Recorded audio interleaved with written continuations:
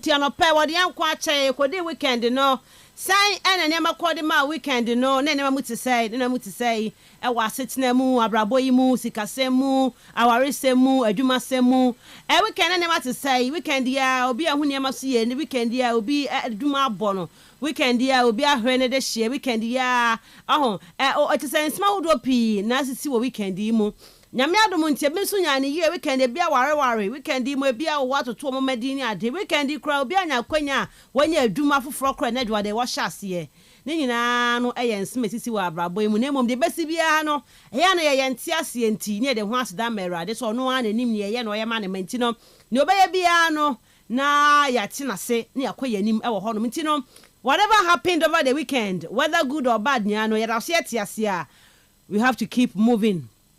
Yam nyina hono ma yentimi nyina ho ma ne nyeye ana no ohwe man bi ne yiri wuye na ne kwasem ni arahuye papa oba ne akra ne nyina akwakọ wo mu nyina afiri mu ababo no se asia ma no so nkranche saa oba moving on untimi stay saa be hadwen ti ne asiye bia no weekend akwanhia ne ade asisi kofo afifiri mu ne asiye nyina mu no erade na ne eja ne nyina ahye ne nsa ne moving forward ne moving on with life.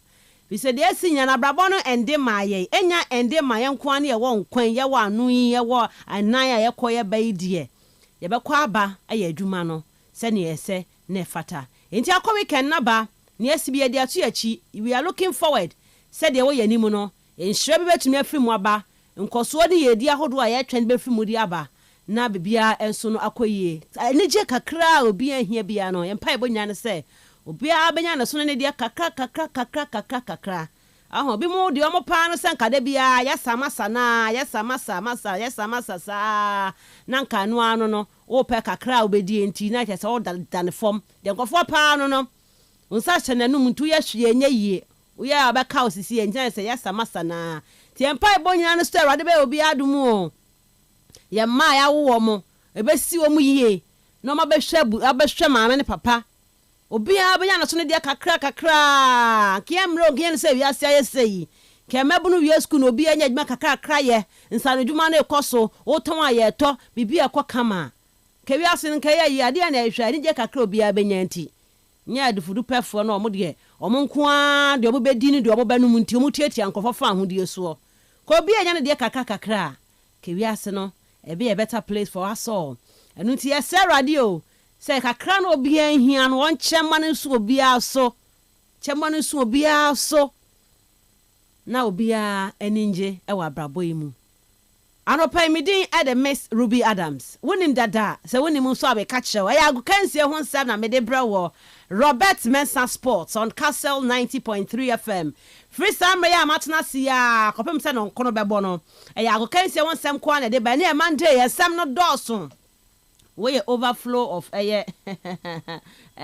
stories nti anopai ensam ne do pa ene maboabo no amede brawo ye be ramu amano ne ye be hwa amano ne nsam no ye be fie ne ye be hwa afisam ne nsubu kama weekend games awodo na akoso okwa amano ne ya the major 5 leagues no na enye fedi agro kra interesting matches ebe ba so a na enye fedi agro Chelsea die enim se enye ye wo Arsenal nti anye ye ti me na enye me nwanwa na enu a Diego Simeone ena ono ano se Simeone no ono Simeone wa she 2 goals na ano a 2 goals sa na no ne Barca so sa na koye 4-4 no ena wa she Barca 2 goals ave me dame ho aba me ti ya no se si Ferran Torres a she gom ka se bi 2-1 me ba 2-2 ho na she 2-2 sese na je se Lewandowski di kan ahye kran sana Ferran Torres be hye afa Lamine Yamal ko da be he ball Lamine Yamal ti si nkrofo yi so pepa o maku atikofo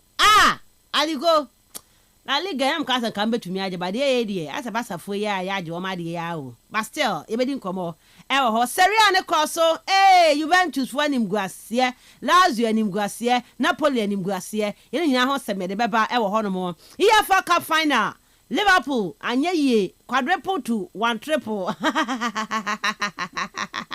quadruple na da ne 1 triple ana wanabo Liverpool mo kwaji Premier League mo tambaje FA Cup Most of my Champions League, Mobile League Cup, after Liverpool for Champions League, I'm a free, FA Cup, I'm a free. EFL also find a Newcastle for after 70 years. On my job, major trophy, domestic trophy, on my J.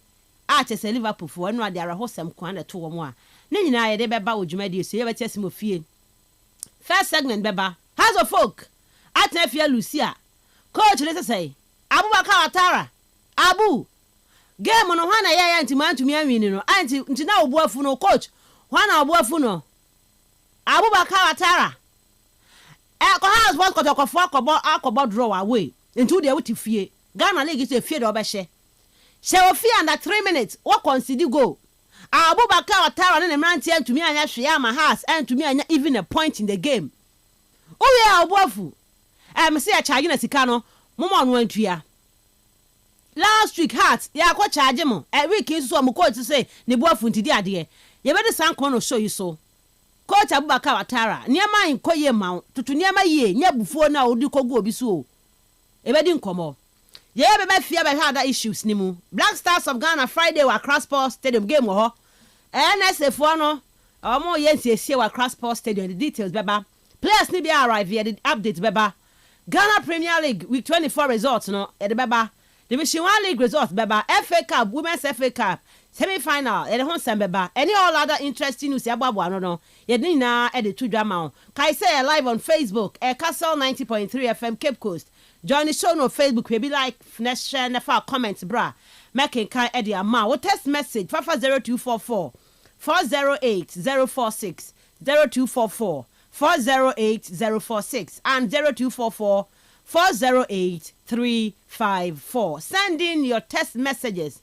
Making kind will show you so to me Eddie Ama. Once again, me ding Eddie Miss Ruby Adams. I hear Kastle 90.3 FM. Robert Mensah Sports.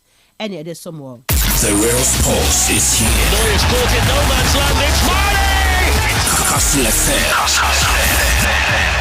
The Sports King. Mame Samuel Kwa baby and Famra Kastle 90.3 FM. So Robert Mensah Sports. Any other someone. FKK dia Kwaman on your Korea on Sem Kakra.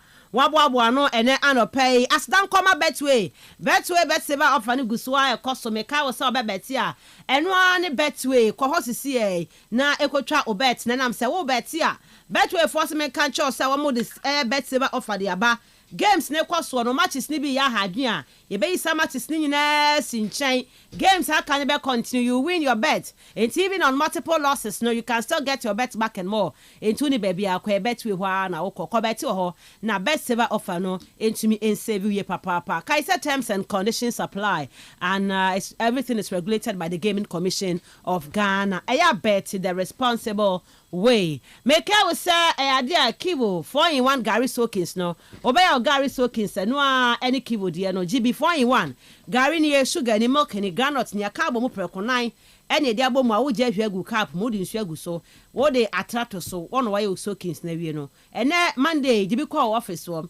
GB call market so o car ni mu fa bi ko. Baby a wukọ bia no afuom ho nyina afarefo nyina mo fa bi nko Gary Soakins aye simple aye easy e de ma me no mienu ye mo ka bebre ye bedi Gary Soakins ama ye ho atoye pa eno ani kivo 4-in-1 Gary no e na me kanfo e de ama o kai se FDA for age e de atum. It's 33 minutes past 6 on Kastle 90.3 FM. FK Kasnasi in the next 20 to 25 minutes.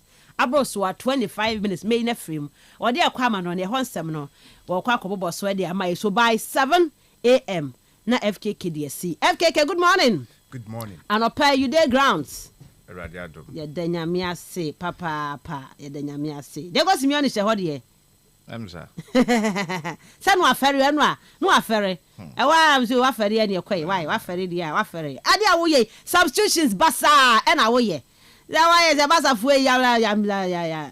FK kwa no ne kwa ho nsem ne mra. Ya kwa no ne na yes see nsem no so media ma resource no bebre wo ha Uramo League sentence na say omunyina timi abo wie omohye bye to a club football ye kwa international break enti ene dodo na wini omotimi asement omo place e league log no so omo beji trophy so eje Uramo ne de nyina so media bra join live on Facebook. Now the comments about Yankin Cancer from our App Store, Play Store, net download the app on Kastle 90.3 FM.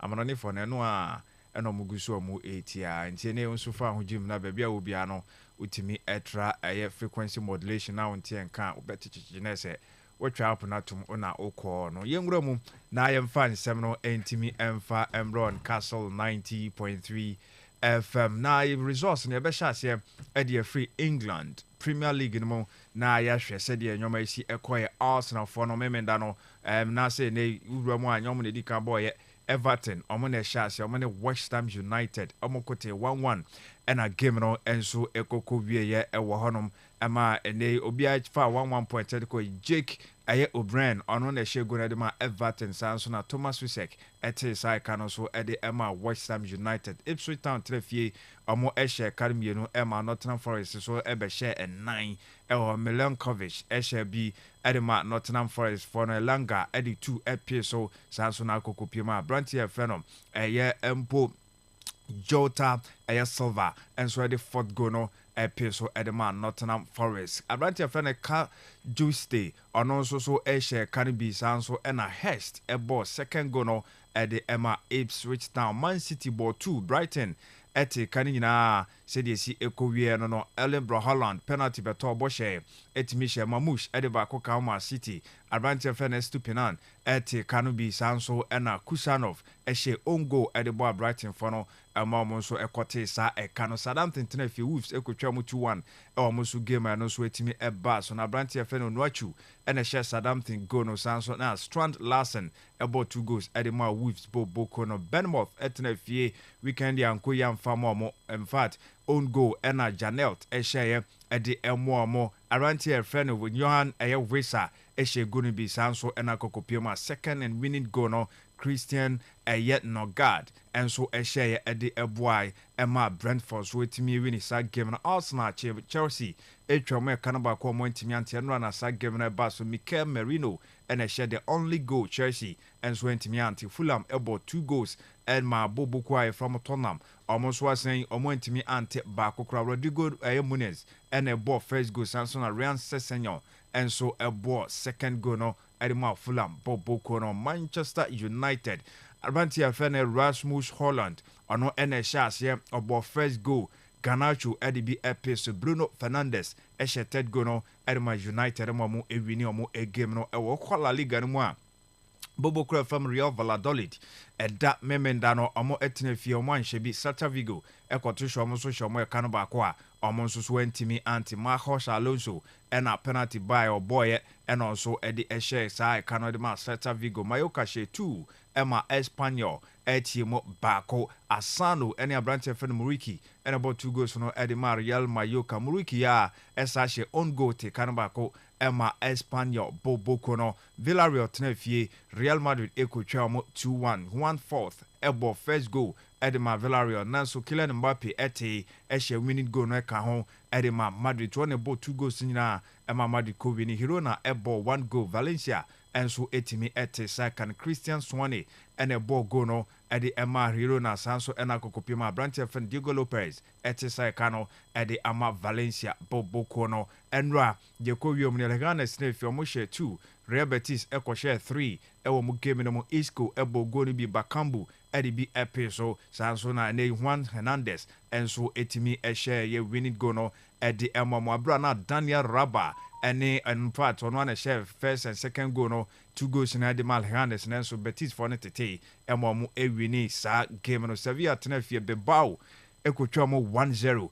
ɛwɔ saa game no so ɛba so no mo ɛyɛ mo ntimi ante Branty Fenom Yirai Alvarez ɔno ɛna etimi ɛhyɛ saa goal no ɛnso ɛde ɛma Alect Bilbao Hetafe 12 Sasuna kotwa mo 2-1 ɛwɔ mo so game Budame obviously no ɛna ɛhyɛ saa ɛka no baako ɛde ɛma ɛyɛ Osasuna na Rayo Vallecano tena fie ɔmo ɛbɔ 2 Real Sociedad for no ɛte 2 nyina Atletico Madrid ɔmo ɛhyɛ 2 ɛma Barca ɛkɔkɔhyɛ for Julian Alvarez sanso ɛna Alexander ɛyɛ Soloth ɔmo na ɛbɔ 2 goals no Robert Lewandowski ɛte baako Branty Fenom Ferran Lopez Branty yes ɔno nso so ɛbɔ 2 goals Ferran Torres ɛbɔ 2 goals ɛde ɛpie so ansana Lamine Yamal ɔno nso so ɛhyɛ 4th goal no ɛde akushin Barcelona Bobo nti ɔmo wini 4-2 ɛwɔ yɛ Wanda Metropolitano atiko home sana game ne kowi Osbok memenda no mutena fiesha baako Vuzbek entimi ante Mainz ebo 2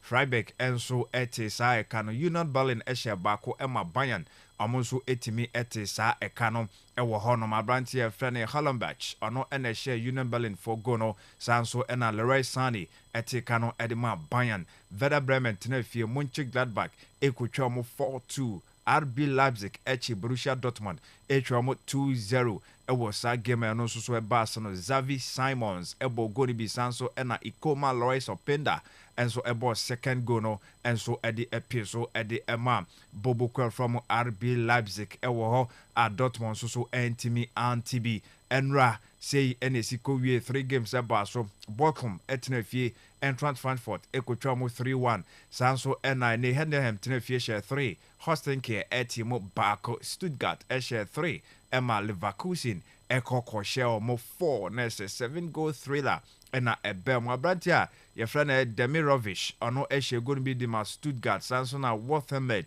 Eshebi Granit Xhaka ebo ongo edema Stuttgart for no Jeremy Frimpong Hinkapi Arantia friend Stella ono so bo ongo si akande ma Stuttgart and so bongo ede Emma Leverkusen from Patrick Schick and share winning goal no and so ede ma Leverkusen bobo kono yengramu na yenhwe French Ligue 1 Lyon and mo share 4 Le Havre etiemo true ewo omomusu game no so etimi baso no yen kobre so omo etena fi omo anhye bi Rams entimi anhye bi Montpellier omo game no entimi anko awie yepa enti omo abande ye omo etimi etwamu ewo ho Strasbourg ehye 2 Toulouse etimo ba ko PSG ehye 3 Emma Marseille enso etimo ba ko Guri eneti ba ko no ede Emma Marseille bobo ko Osman Dembele ebo go Nuno Mendes ehye bi sanso ena Brantia Fenen Lerola ebo ongo enso edeboa Paris Saint-Germain eda memenda Nantes ehye ba ko Lille entimi Angers etena fie Emma Monaco ekotwa 2-0 ewo musu game no so etimi ade ba so no na Biereth ena ehye go ba ko sanso ena Brantia Fena Kluche enso ehye second goal no ede Emma eye Monaco Lens etena fie ebo 1 goal Rennes entimi ante Monza wo Siriano amo ehye ba ko Parma enso eti Udinese etena fie ma Hellas Verona etwa mu kotwa me kano ba ko mo entimi ante AC Milan etwe for mo bo kakra Brantia Fena Christian Pulisic ehye go ni bi sanso ena Tijani Rangers enso ehye second goal no ede Emma mo Como ukokopiem bia nesa Brantia Fena Lucas Dakunha ono ana ehye goals no mo kakra ote ba ko enso ede Emma Como boboko no eno eni Serie games eno so etimi ekoko piemu ayede ho nsem no so etimi dia Torino tena fie hye bako Empoli entimi ante na enra Venezia etena fie omni Napoli ekote 0-0 enum ena Bologna ehye Lazio mo entimi ante Kastle Roma enso ehye 1 goal Cagliari enso entimi ante Artem Dovbyk ena ehye sago no edi Emma Roma boboko Fiorentina echi Juventus etwa 3-0 Arantia Fene Gosens ehye bi Madragora enso edibi account sanso ena Good Monson enso ehye Ted Gun Juve ye ba kokro mo entimi ante Atalanta tena fie ma International Milan ekotwa 2-0 Augusto sanso na Brantia Fene Lautaro Martinez omne bo 2 goals no enso edima International Milan sa no musu game na sie ko finally Liverpool amo edi kobo ani EFL Cup final no enso etimi eba so kama amo ehye 1 goal pe Kiesa any free bench by ebeshe 90+4 before no na Daniel Ben ashe first goal Alexander Isak abo second goal winning goal no edi ama Newcastle enti Newcastle etimi agi EFL no enso edi esi omo na so kama Carabao asabre omo so agi edi ekwaise de Liverpool for na cat trophy ba coupe premiership no eno ana oso mo ye ho adwuma eno so points amonso etimi edi eje na kokobie mu a atwede no de atienie ye be sha ase de free Premier League no mo after match day 21 no Liverpool for egusua edikan ewo honyoma ekonkan enso edi mo kama na said ye esi etia no Liverpool ekuta 70 points. Omo ready Arsenal toso mienu 58. Mensah ye Nottingham Forest omukuta 54. Chelsea toso 9 49. Sansona City toso 48 and omo ekuta ewo ho. Newcastle etoso ensia monso ekuta 47. Asia ho Southampton for nawe omo ekuta 9 points. Ene omo etwato ewo ho. Mohamed Salah enso ehre edikan waposo entrano 27. There's a 27 goals and a Mo Salah and so etimi ashe ewo ho. Erling Haaland and so about 21 goals. Alexander Isak and so about 19 goals. Sana esi etie ewo ho. Yenko piem ewo La Liga. Bobo Kwe from Barca omo agre bedikan omo kuta 60 points. Sanso and a Real Madrid tosu mienu 60. Atletico Madrid etoso miensa 56 and Athletic Bilbao etoso 952. Na asia honom Real Valladolid ena ajepene ampeselo relegation omo eko 16 points and omo su ekuta. Robert Lewandowski ono every edikan washe 22 goals 20 goals and Kylian Mbappe Lotin so ashe na ante eye Budame so ashe 15 goals. Na yenko Germany Bundesliga no de etiane se Bayern for no edikan 62 points. The Otosumienu Leverkusen 56 and Mainz Etosumian 45. Frankfurt etoso 945 and omu ekuta. Sansona Hosenke awe ewo 17 points and omu susu ekromoa ede edasio. Harry Kane wabo 21 goals. Patrick Schick abo 17. Jonathan Ayebukad onoso abo 15 goals. Ono so ekromu ewo honom ema enyoma konkan so etimi ede emanum. Yenko French Ligue no PSG 68 points no mu ekuta. Marseille tosumienu 49. Monaco tosumiensa 47 and Nice etoso 947 omuso ekuta ewo ho. Montpellier etwato 15 points and omuso so ekuta honoma ehun nsem no so no yetimi edi abra ewo dwumadie no so yenko yanim na yenhwe Ousmane Dembele about 21 goals. Mason Greenwood about 15 and Jonathan David about 14 goals. Ane ono so ekrokramu ewo honoma yede sansem ni na so etimi edi ama Siriano Okopiema International Milan 64 points. Omo ready kan Napoli toso mienu 61. Atalanta toso miensa 58. Sanso ena Bologna enso toso ena 53. Juve toso enum 52. Lazio toso ensia 51. Na yenko ahye hono Monza ena etwato 15 points. Ena omo so etimi AJ. Top scoring boot no Matteo Retegui na ni abroso pesoji 22 goals ena wabo Moiskin about 15 goals and so na Marcus Thuram and so about 13 goals inti Uruamudia said the league no esi etiano ye Uruamude sansem no tunya etimi ede amawo dwumadie no so na yenko ne react yenko from EFL Kapwa e baso final wo Wembley game no ebewie na Newcastle for no AGSC won now so na yenko winning coach Eddie Howe ono energy after the game no Okasade for victory almost when Sakomaji trophy no Ediama Newcastle won supporters no. Yeah, feel amazing. I think it's an incredible day really. So pleased with our performance. I thought we were magnificent today, Keith. I think it was a lucky win from our perspective. Fully deserved. I thought the players are magnificent. Yeah, drenched in alcohol I think by Joe Linton and the rest of the squad. But a great moment and that's what it's all about. It's about embracing the success. You have so many difficult days in football and this club's had its fair share over the years. So just trying to enjoy the moment and take it all in. It did, yeah. I think you're pleased for other people really. I think so pleased for the players. They've all had different journeys to get to this point, but we've come together as a squad. I love working with them every day. Honoured to be their leader. Yeah, and for the supporters, you know, who came in their thousands today, who supported us back home. Since I've been at the football club, the support we've had home and away has been incredible. So I'm just so pleased they have this trophy to end the long wait, and hopefully we can get some more in the future.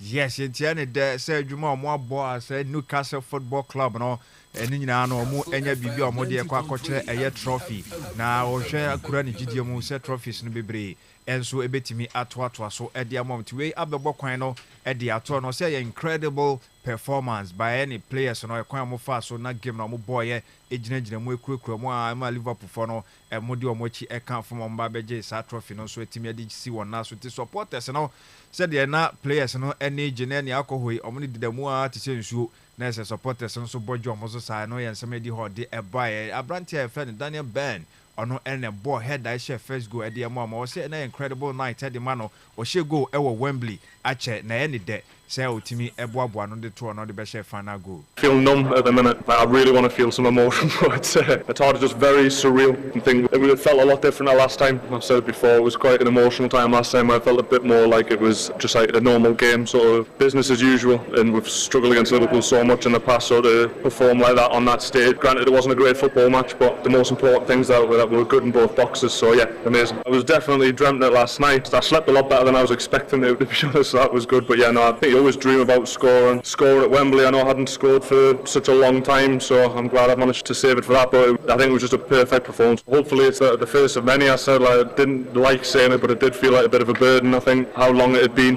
we felt the pressure, but I felt it's just going to take that one time to break through that ceiling, and hopefully that's the start of many. We've deserved it, we've tried so hard, so as I said, break through that ceiling that's been there for so long, and I think that's everyone connected with Newcastle. I don't think that's particularly just the staff and the players. I think the club's made a real push, and gladly that experience of losing it last time has worked in our favour this time. We knew what to expect, and I'm just so happy. I think, as I've said before, like, this group of players in the club at the moment deserve to win a trophy, and it would have been a huge shame if we hadn't done it, so yeah, amazing.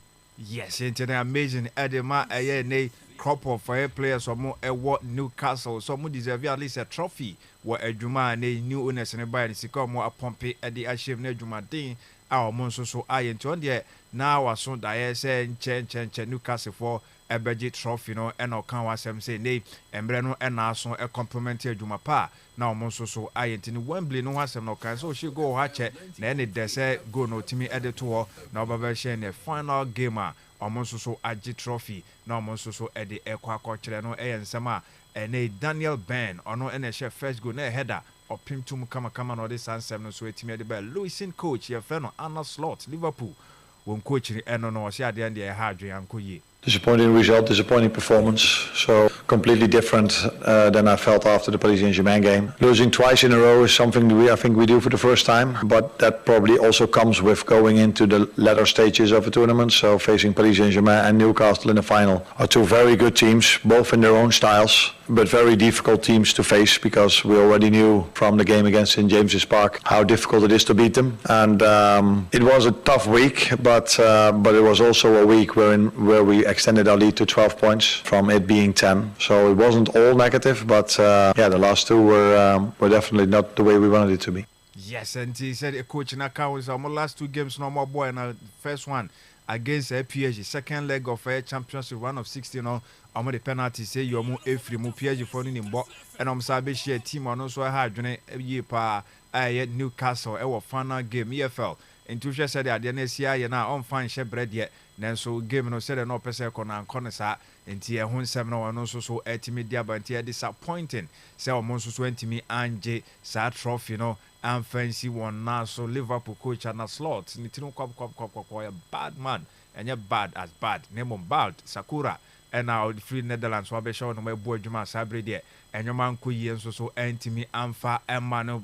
Premier League no Yentimi Town near Jumaka can find free one on Fabian Hosler or the team Kupimo Etihad or Mokoshem, Emma City for so Eti. And after the game now, and also Etimeka said, Donadier, Ayanis, and name of no deserve at least more. I just came from the locker room and it was a very disappointing feeling because I think we deserved to win. We had big chances, especially in the second half. We dominated the game in our way, in our style, and therefore I'm happy with the performance. Of course, you have to accept the result, but in the end, I always want to focus also on the performance, and I see a lot of positive things today. So it's good to be disappointed, but we should keep focusing also on the performance, and there were a lot of positives today. Feeling ultimately it's 2 points dropped, aren't you? With the manner in which you had those chances at the end. Yeah, for sure. But in the end, I think we were not effective enough. So we had the chance, but we were not clean enough. We were not calm enough in the opponent's box, and therefore we have to learn from these things. In the end, we didn't win this game not because of the chances, because of the behavior we showed in the first half by giving 2 easy goals away, 2 cheap goals, by having the own ball possession, and therefore we have to improve, do it better the next time, and we can see how far this development can go. Yes, the goals no cross City for share cheap goals I have 4 and a City for na the show no more there Ojiri say our performance on na Blue City for so na say come for 3 points now and we answer for Ben Husler ono a coach and so e de Emma Brighton or the buy and na Pep Guardiola and so ekasa e de FR resource and so nsa e kan no na ono ankasa chire ni nsem mu say No, it was a good game at that game. I know how difficult it is to make the process, the situation that we are now with all the Brighton, how good is in that positions, and we make good moments. They had, we start the second half, we had the chances, and after concede a goal in a sloppy situation, and after, we struggled 10-15 minutes, and after we finished really well, players get everything. Yeah, we take the point and keep going. Starting the second half very well, Brighton. The fact that your players react to that and keep pushing, are you seeing confidence returning to your players? Of course I have confidence, always I had and always I will have. So I think the young players play really good, Omar played really good, and Jeremy again, so it's an incredible threat to bring to the final third, and the physical team like them, they play really good. All defenders were so clever, so winning duels, so yeah, it's a pity, but they have, in the moment they have 2 chances that when you're a little bit uncertain, but we had a lot of. Yes, and I know and some of you say Pep Guardiola coach at the Man City on so check himself share results no drawn and second and so betimi aka say a ya ne sai so ani and so e nchirimo no so wetimi e de aba yen konko a game and so a battle between a Chelsea and Arsenal Football Club Emirates Sports Stadium and Kuyan from Chelsea after the game Enzo Maresca and so a team I think we struggled a little bit at the beginning. I think the first 20 minutes we struggled a little bit. Then after that we start to control the game, we start to create some chances, and then second half the game was I think 50-50. For me the big difference has been set pieces strategy. First of all we're going to try to win more games away. In this moment I think we are winning quite games at home, and we're going to try to do the same away. I think at the beginning of the season we were winning games away and struggled some game at home. Now it's in the other side, but I think we are there for sure. We need to improve also away, but overall I think we are there. Yes, and we're so much particular or more away performance in recent games from Melbourne. Ashase ne kuye, but this time around the Omoko away na Diego Fie the Yanes I know and Sama Enzo Maresca coach at the Chelsea and so Kasa fa introduce almost Koko Dia and I know and Mikel Arteta and so Kaso at the end 3 points on the involved and one in here and Saka. Yes, very happy with the results, with big parts of that performance. I love the attitude of the team from the beginning, the way we approach it, how aggressive we were without the ball, score a goal, have a lot of chances that we didn't put away, and then we continue to do a lot of the things defensively so well that are in the right to attack open spaces and so many situations of huge advantages that we just gave away, and then we have to track back 70 meters, and on that phase probably we've been one of the best teams in the world today because we were unbelievable the way we've done it, and we haven't conceded almost nothing apart from that strange save from David, I would say, and that's a big credit to the team because in my opinion they are the best attacking team in the league.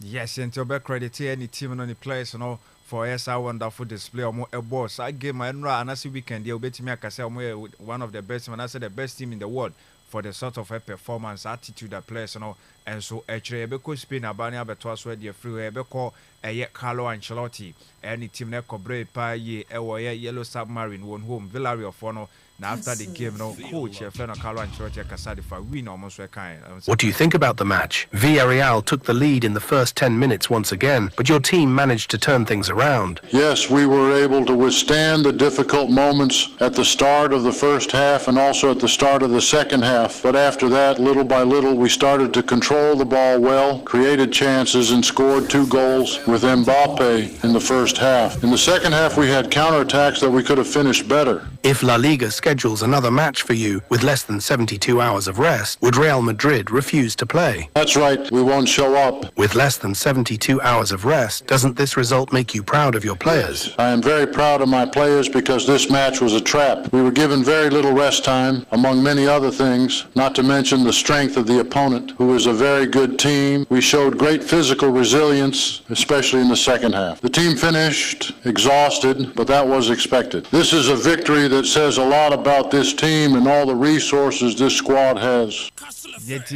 Weekend game a Madrid boy no memenda in the bar so 3:15 more nice a game na shasi na we Madrid for after the game na obi aso so no koto dwom be so musisi aso mo be so muti aso na se mo abreye papa nenso no omutimi edinkunu no na Ancelotti e kire mu say ade a results na dey your offer 3 points no which is good na mum no said the officials na sia tata so no La Liga for no aso mo enya nyoma yenti next time around say game bi ebasa na say ebemben a omun show up omun kokra no omun po kwa koyisa game no enso e dey first and so on the ogidi say ye fidie ɛna ɔmo de asum ɔmo sɛ Madrid nko lose saa game no wie ne obisa no freshers no sɛ na ɔka ho nsɛm sɛ ɔmo hwɛ sɛ La Liga sɛ ɔmo di kan approach ɔmo ne ɔmo aka no next time ɔmo game na ɔmo hyehyɛ nie. How can you explain that since January, Real Madrid has played 22 matches, which means one every 3 days, and yet Real Madrid is still alive in all competitions? How do you explain this? The explanation I give is that this team has something special. This is a team with character and commitment. I know they can't always do it, and sometimes I get angry with them, but despite everything, there's only one thing to do. Thank the players of this team who have made an enormous effort from January 3rd until today. And especially for today's match, today was the last game we played with only 72 hours of rest. Never again will Real Madrid play a match with less than 72 hours of rest. We requested La Liga twice to change the match schedule, and they did nothing. Let it be clear this was the last time.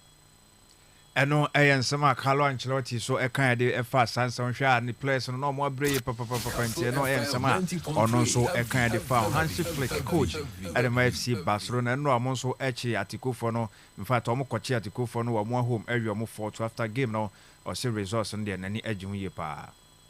I think we played a good match, and I think from nothing they make two goals, and this is the strength of Atletico.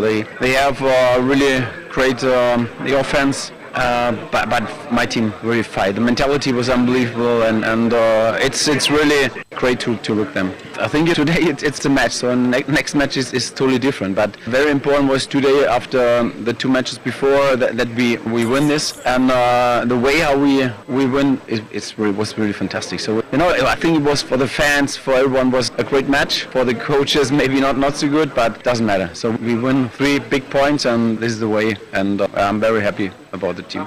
Yes, I know, and somehow you buy, so I'm very happy with the team performance. So, Marco 3 points, and Atiko Fund will be in himself more day.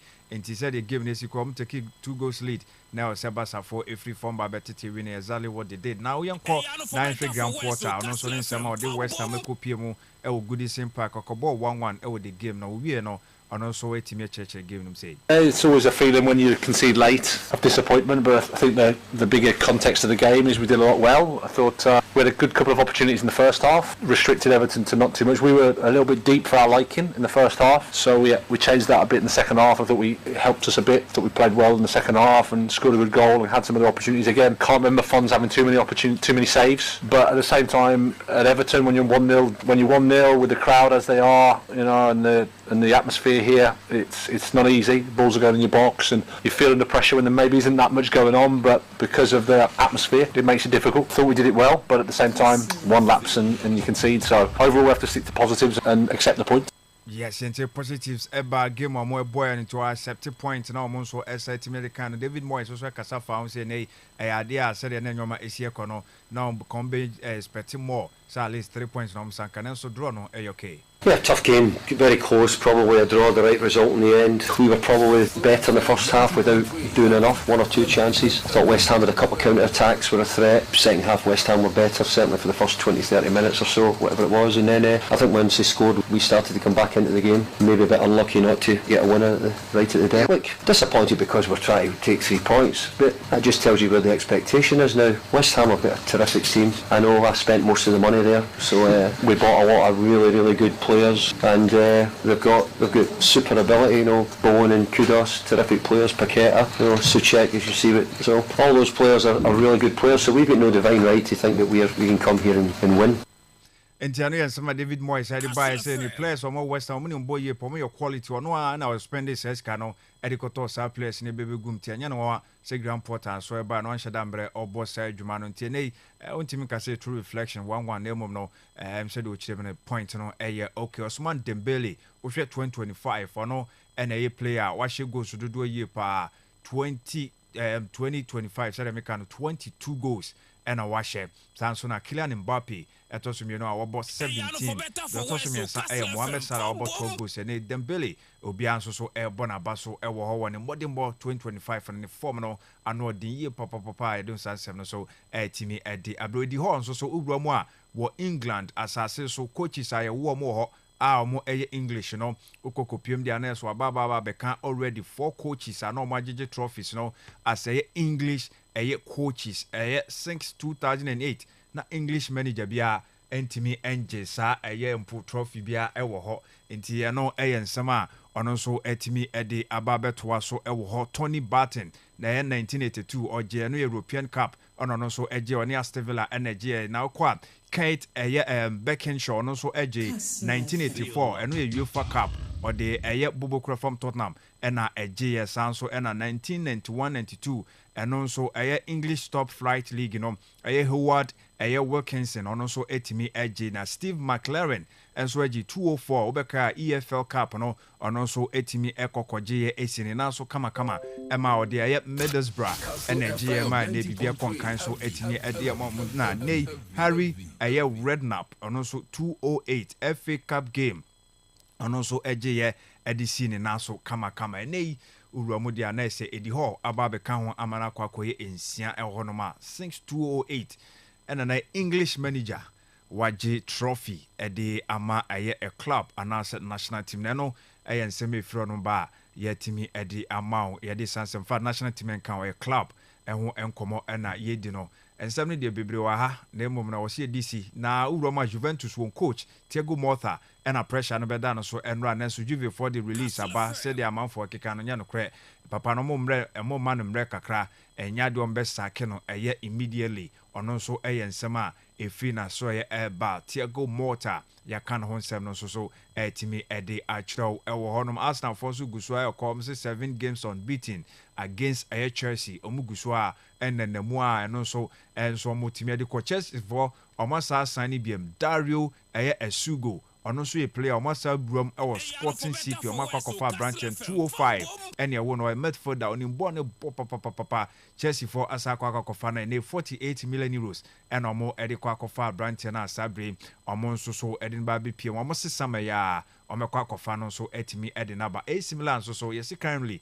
no more planning say Joao Felix ombe sign no permanently national yes di no ayeden enso etimi ede amomo when you hold be near Bobo and etimi ede bro yemfancy they can to us from on Kastle 90.3 FM.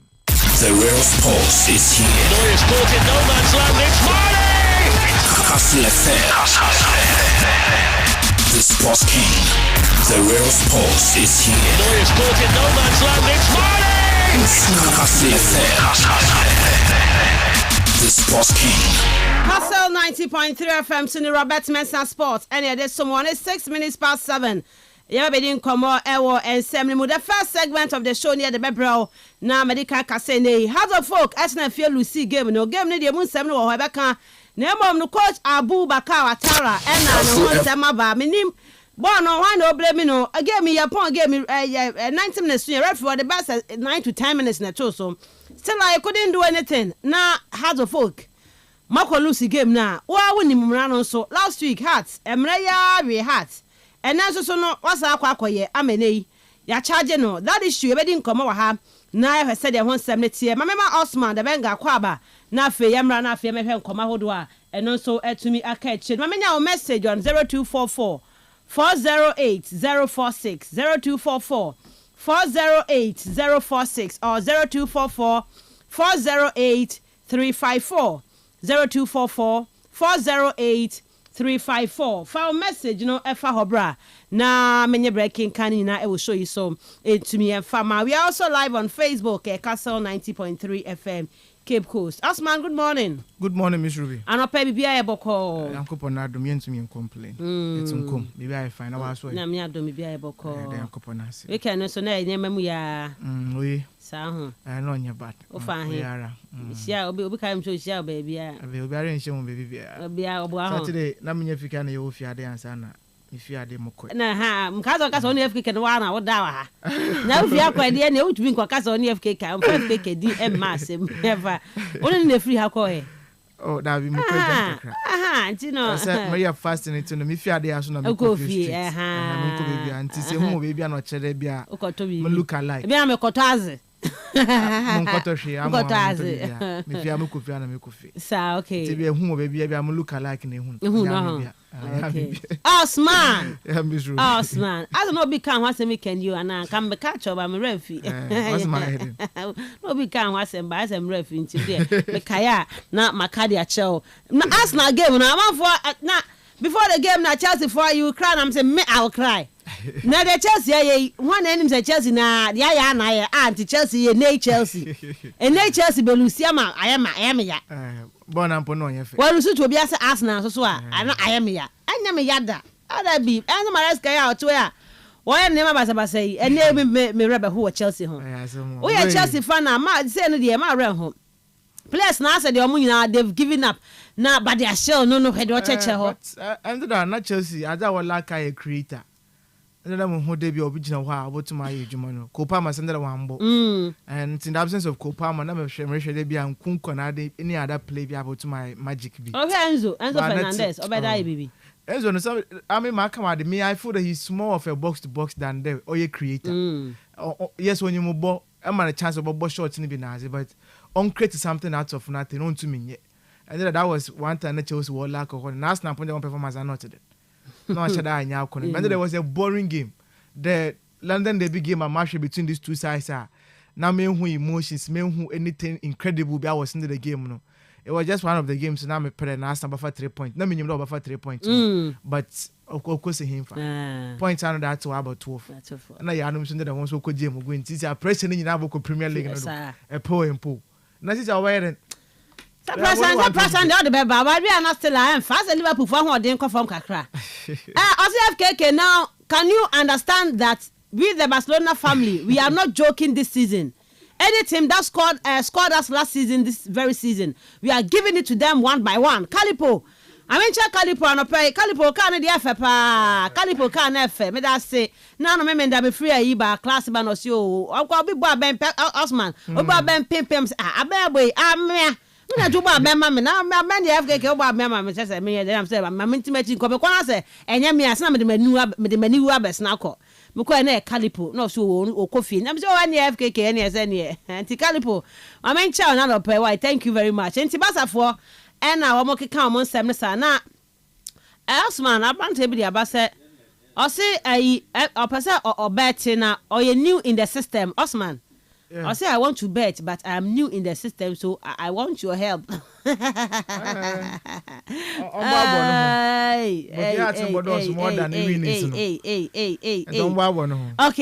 Mamina message on 0244-408-046, 0244-408-046, or 0244-408-354. 0244-408-354. It will be out of message nefa so ba. Making kind the amount. Na we can na Vinicius Junior so one some trendy. I say me so much na me ko hu na me say ade be Sunday no. Abaya when you 16 years. E or take your basketball. Chess abaya yi. Oh ya de ho. Ga na ya de onie. Mira. Just why that song as a Vinny so call like any near my hood will be an opposition or like a position or like it. I fear Mabaya or starting post crunchy 8 post pay. Tivini like na no confess so Vinimu. She's just 16 years. Master leave her alone. I want na Vini buy into all the lights ni na no. Wa be on like it. I'm penny once a mass my is always 16 years. I chan kwa gas wa kofa ko daketwa. Ebia na opportunity tena. Oh, it's not okay. Catch them young. Catch them young quality as you. We who be anonya jeno. Oh. And then can crown common by 1 year. 17, 18 na. So no mo sha da entry. Na na why we na kroma dem kwafo nya bi wa. No kan himpo. I get games na all like him man. Places when you want to buy. Sa na place when you. Or like sa no like it. One nya especially so so a. Se kabo won sema. Ma what ye. Africans people you and abrofi. Players are here wa convict on free. About my can be brave. Me I'm trying to pa. Yes, I sema to no. And then I say Paddy on your door wo sika. Cristiano Ronaldo on your door wo sika. Can you guys say baby? Cano mind just the 16 years pension wenya. Sinovini akwa like ya man. Hey, Masa, she just 16 years. Leave her alone. Masa, don't bring it here. Oh. Vini akwa like in 19. Ebi abakoso a be on like baby FKK nko abakoso a chire se ni je ho kwa de o ye dey Vini beko ho obeko ho ama de besi bia ensi obi obetwe ama onya 18 akofa ntino girl no na tell that Facebook out me sampa or a basketball player very good very powerful and we see akama be shiktes and so na akofa ensema but Vinicius Junior I follow na akoso follow no de we post bia FKK like it na the BCBNC eweche. Right. Yamra fie na fie meche the first segment of the show no. Na ye ni ehho enkomo. If I letter na to mama the green one afi. Ye ni enkomo na update on GFA regulatory actions. Accra of Oak SC and Watara Abubakar have been charged with a breach of articles. Where articles? No one article. Articles 38 clause 8A and 34 clause 6D of the GFA Ghana Premier League regulations 2019 respectively. Following the Ghana Premier League game between Accra of Oak and Dreams FC, it is alleged that the club failed to present its coach for the mandatory post-match press conference after the said game. It is also alleged that Watara Abubakar intentionally refused to attend the mandatory post-match press conference after the said game, which constitutes misconduct and that brings the name of the game into disrepute. They have until Tuesday, March 18, 2025 to respond to the charges. Enti Hearts of Oak, every for same money dreams game no more point, you know.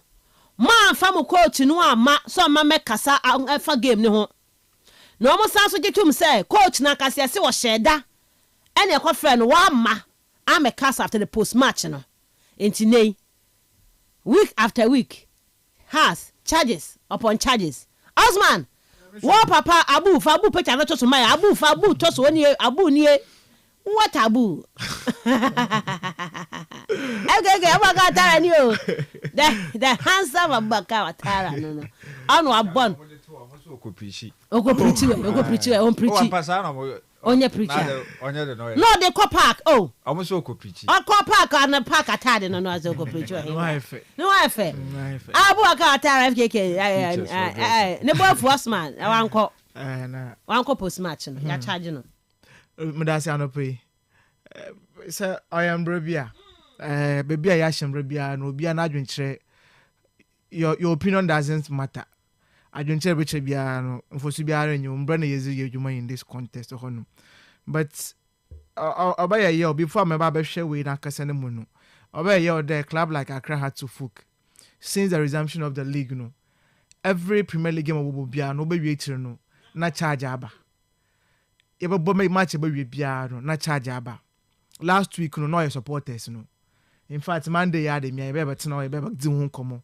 why they couldn't prevent their supporters from getting into the safe zone and at this time round so ebo match ye wie no eventually ma deliberately intentionally coach no oyaza went to na one coin obey indictment on the club Accra had to fuck and watch me that Ruby one call or deliberate it is the same thing one call.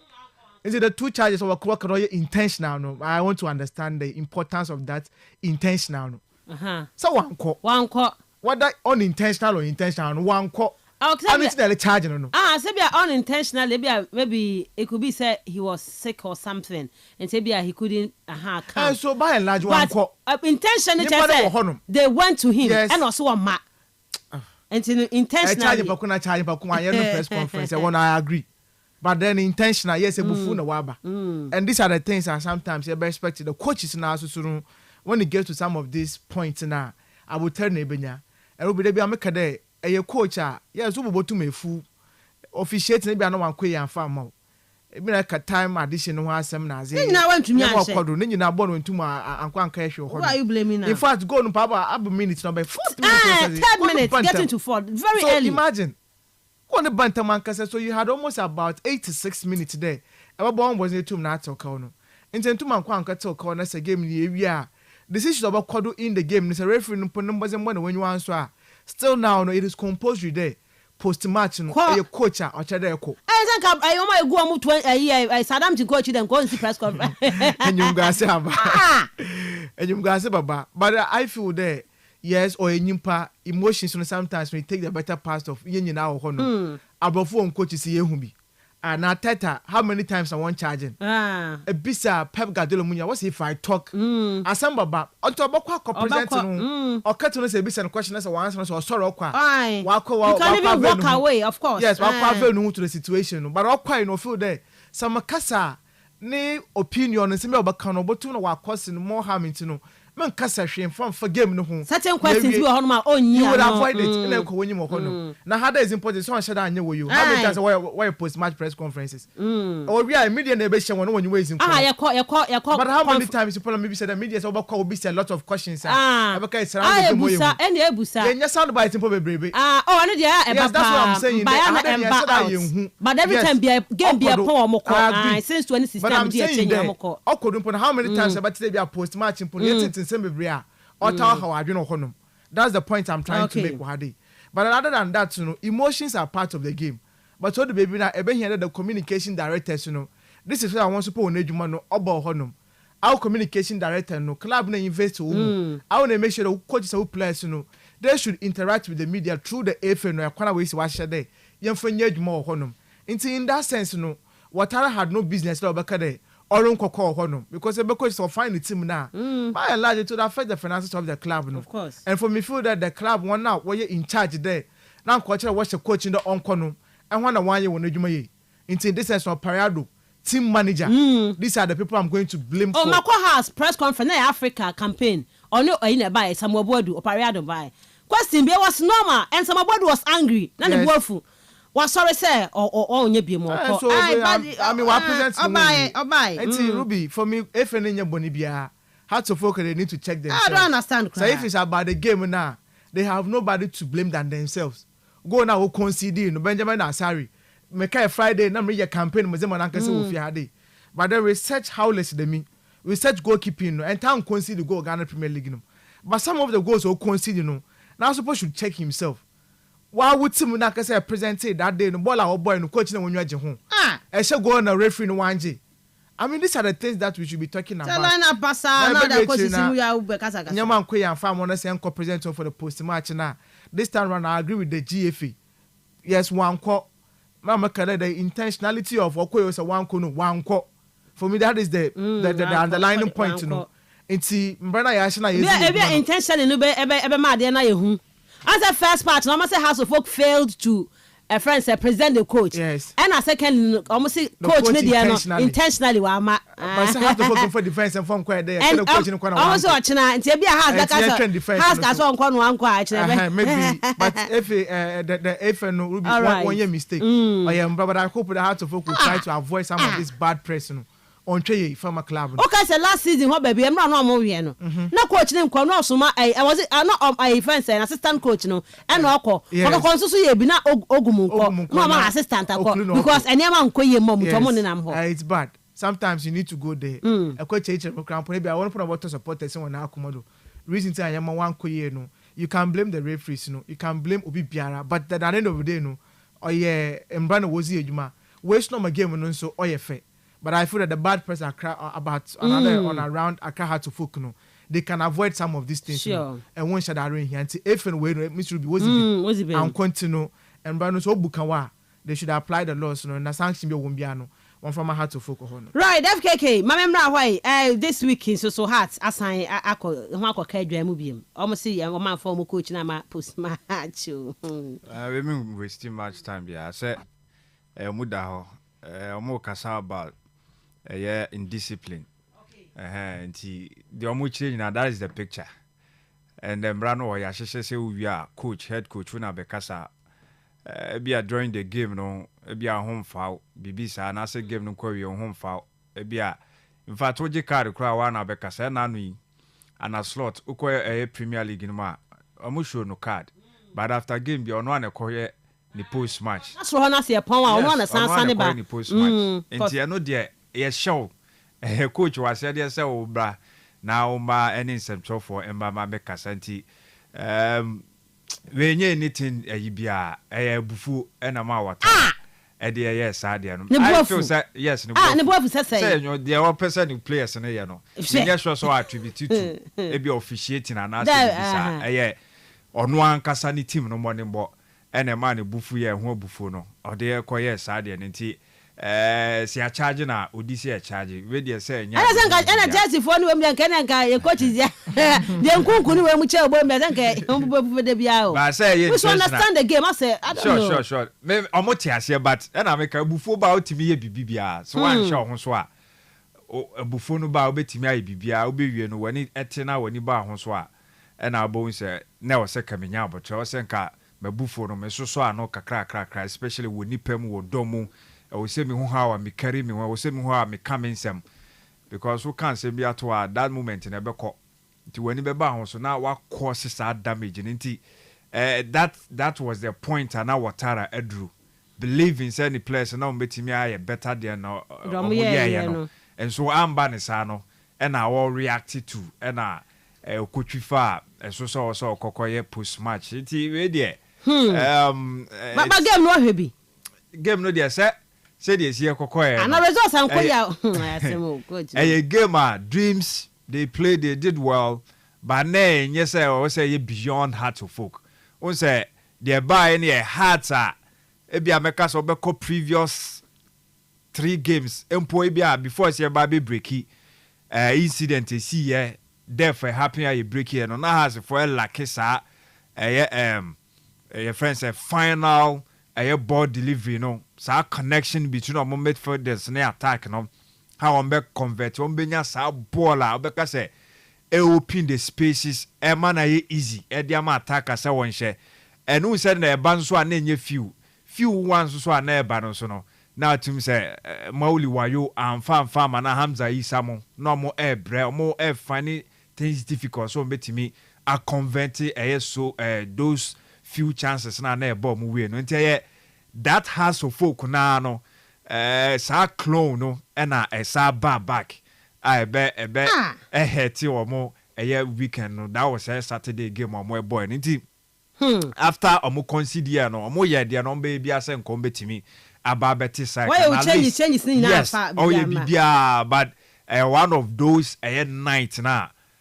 nyoma nkoyi amfama hatu for individual betimi ablame obia anasas players ni bi say dey be ebo goalkeepers no echi say wanya de no but I also saw say obviously bia how we move here no for me or reacting late was a chance no baby na free ba na say goalkeeper beka so say yes sensitive enough or was a prompting or say the betimi abani was not distance wo mo the scorer no header no yeah sure but you should be ade no kokoto ye no yen chastising inside yen tinity sa na e bia beka so say ko reacting tem no draw no ba baby a ball no so kokko share no Yambo attack and abaso, and I said the goal scorer and also about I feel say he did really well. A quite of fast so who said born baby and number no the challenge I ba me so no me tino memfa baby say side say and call hit ball no then call the direction and am pesa ko no nti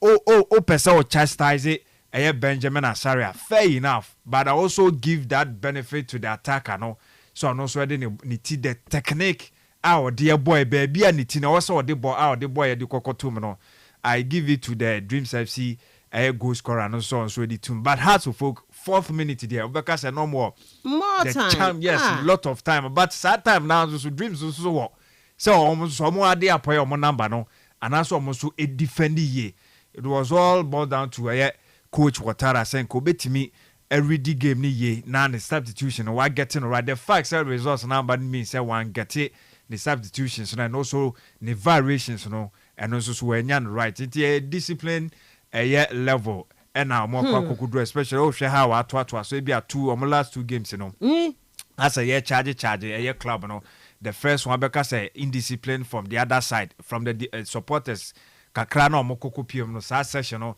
and na coaches also dey ababa beto also mo share no yes so has omobo club ni din say one providing me say omogidi say a team no yes say after a game no mo share say team no ebe provide the technical leader no the head no which is the coach in question Watara say ombra no ombrambe ye na djuma nti wan kone de team na feli so ombe ye sa djuma no anase sa asede no me sure say no na mom edin ebom anase ebamu ewo ho di a charge o mo a am so china me you man no sure na we ye say be ko e ko say de ekura bu na ska beba ya magiska ska ne obeje okay mama focus kakra na tie form rasu bi as a folk after tekotoko etna ha na omo kwa we kwa board draw no na ka has wo vim senke fie ko me wi ni na ma ne coach ne bo afu wan kwa aye post match ya sa charge wo mo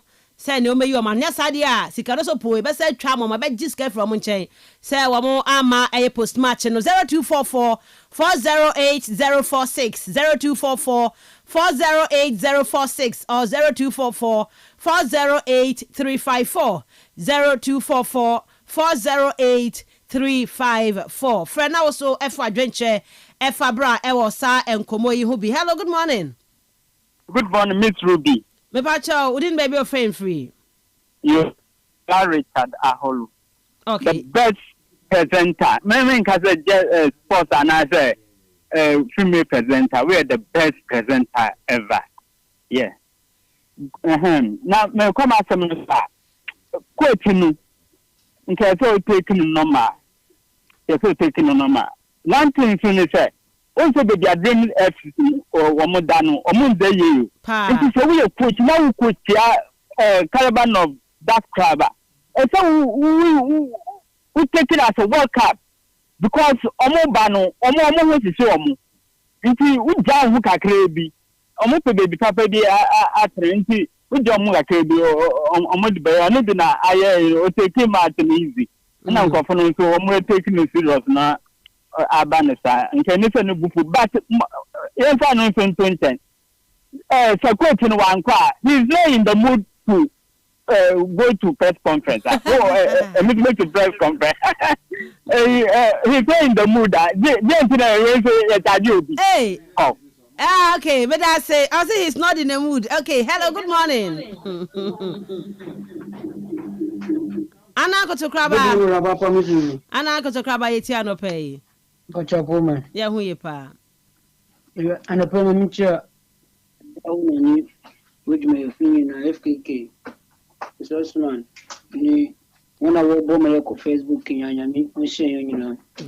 Yo but the say once ayo coach na akonyim kakanizi. Nzamu bibi wa ade tumna esha wodo awu. Nti inform na waba.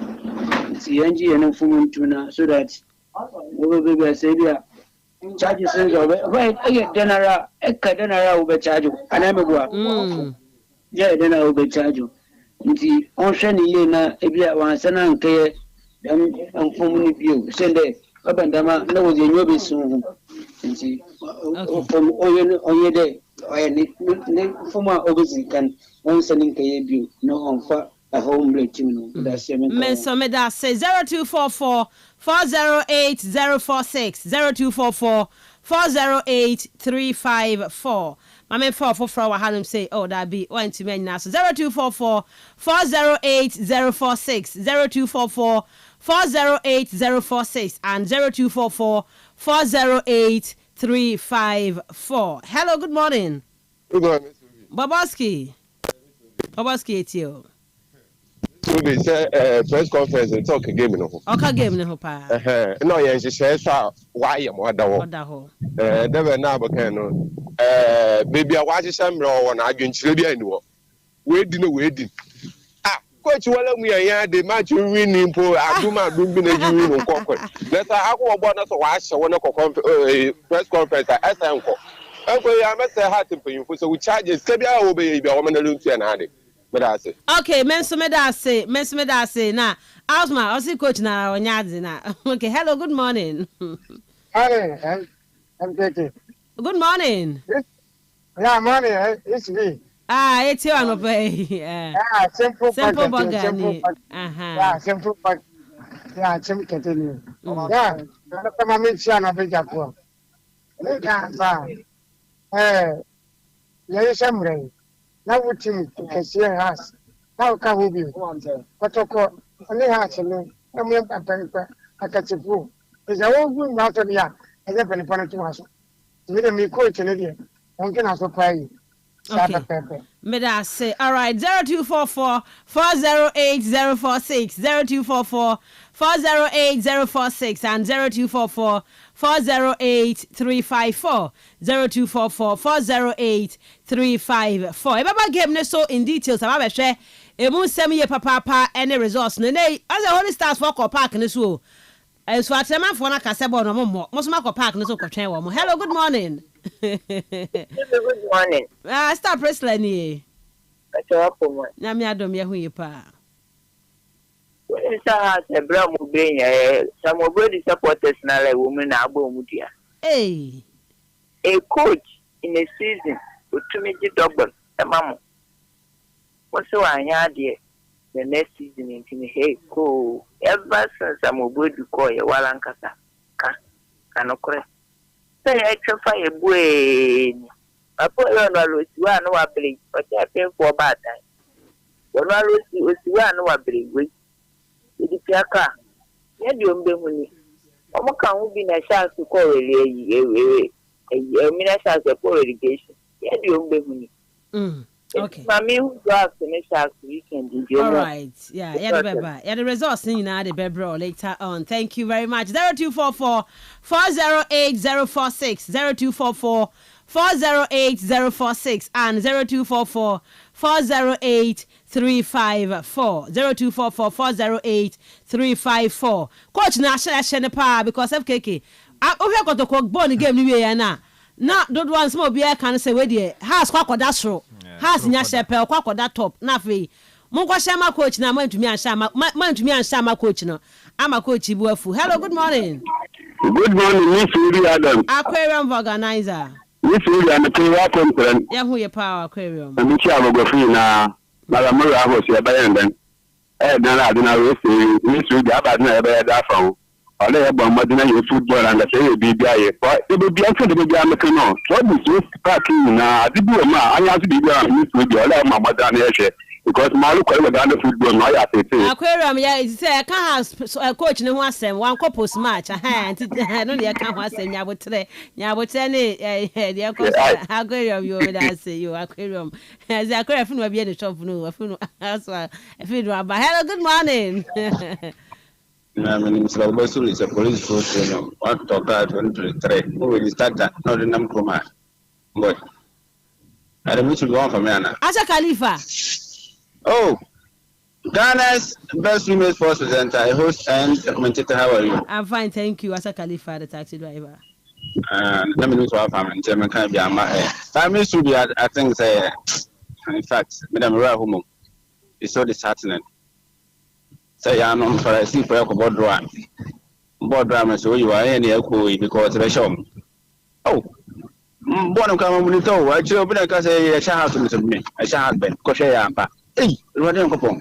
I can't go to be you, honestly, because, Masa, how come? My coach, both will move for me, one or 30 players, someone go back. And you're out taxes on the moment. That's all I could use. I also go. Name Saturday, I tell the coach, the baby, I say, 18 the baby, 18 million Joe, no can go to another. What did I say? Masa, don't go to another because. Masa, before we just go. You can refuse to answer any question. What I say? I say, oh, you're now better. Masa, don't go to because already now because I mean, already did it. Let's go to this campaign. Masa, yeah. Now me tell you my John Ball show. Okay. Meda Asa Khalifa the taxi driver. Yam fire. The first segment no yam fancy. Na yamra the second part of the show no na fi yam share amanone ensem no emu ye wi e be hwe na fe yadi enkoma hodo aka no na ye wo FKK ka me ayasem am fa me last caller wa. Hello, good morning. Good morning, Miss Lily. Me ba Jordan baby o free. You tell me. Olu ye ti wa no pay. So me can say supporters no. You can say phobia boys are good. You can say fabulous boys are good. Omo support kotoko hu kwa adwen kwa. You ntia make us say hwe Emily Abraham ka say nyamu ye house players ni bi ti o. We ma so ka kire me.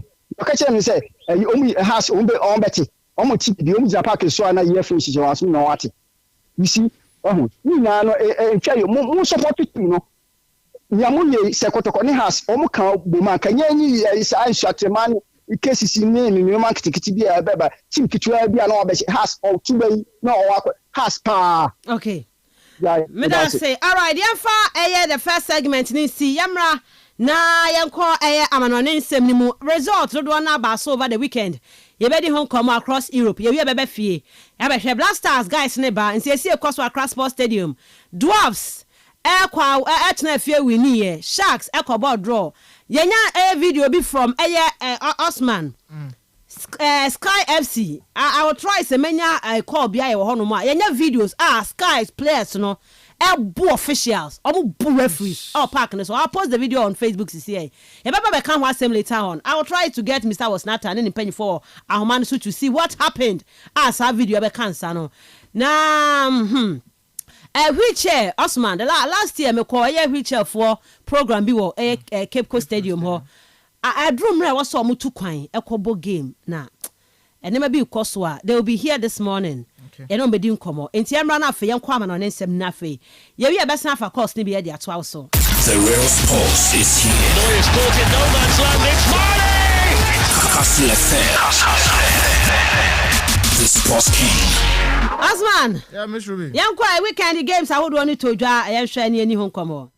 I'll be Mama say weekend way games. Kastle FM. With the exception of the French League and the Classic no kodo. And then weekend way no Sebasha as a PSG watch Marseille watch on by 3-1 and see a 19 point difference between the first and the second, and that is PSG wild pick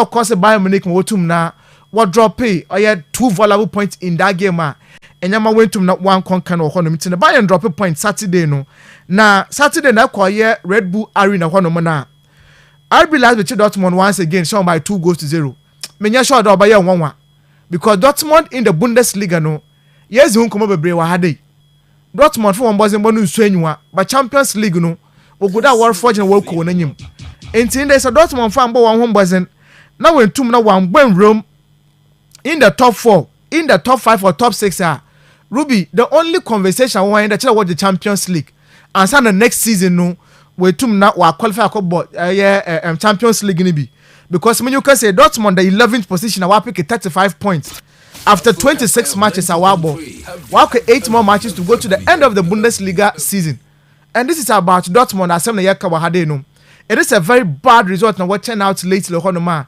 enyama unconquered Xavi Simons and the Lois Openda one of no board that 2 goals no so kudos to them honum now ended up buying a drop pay valuable 2 points honum now yasha there Bayern 0-4 Leverkusen one so about kono win one game or winning by 4 goals to 3 now Ruby into the game no now it was a busy one for Bayern Leverkusen in fact no one here 90 plus 4 minutes go yes and so what to win the game no now most my game no see your quite no Ruby it was crazy.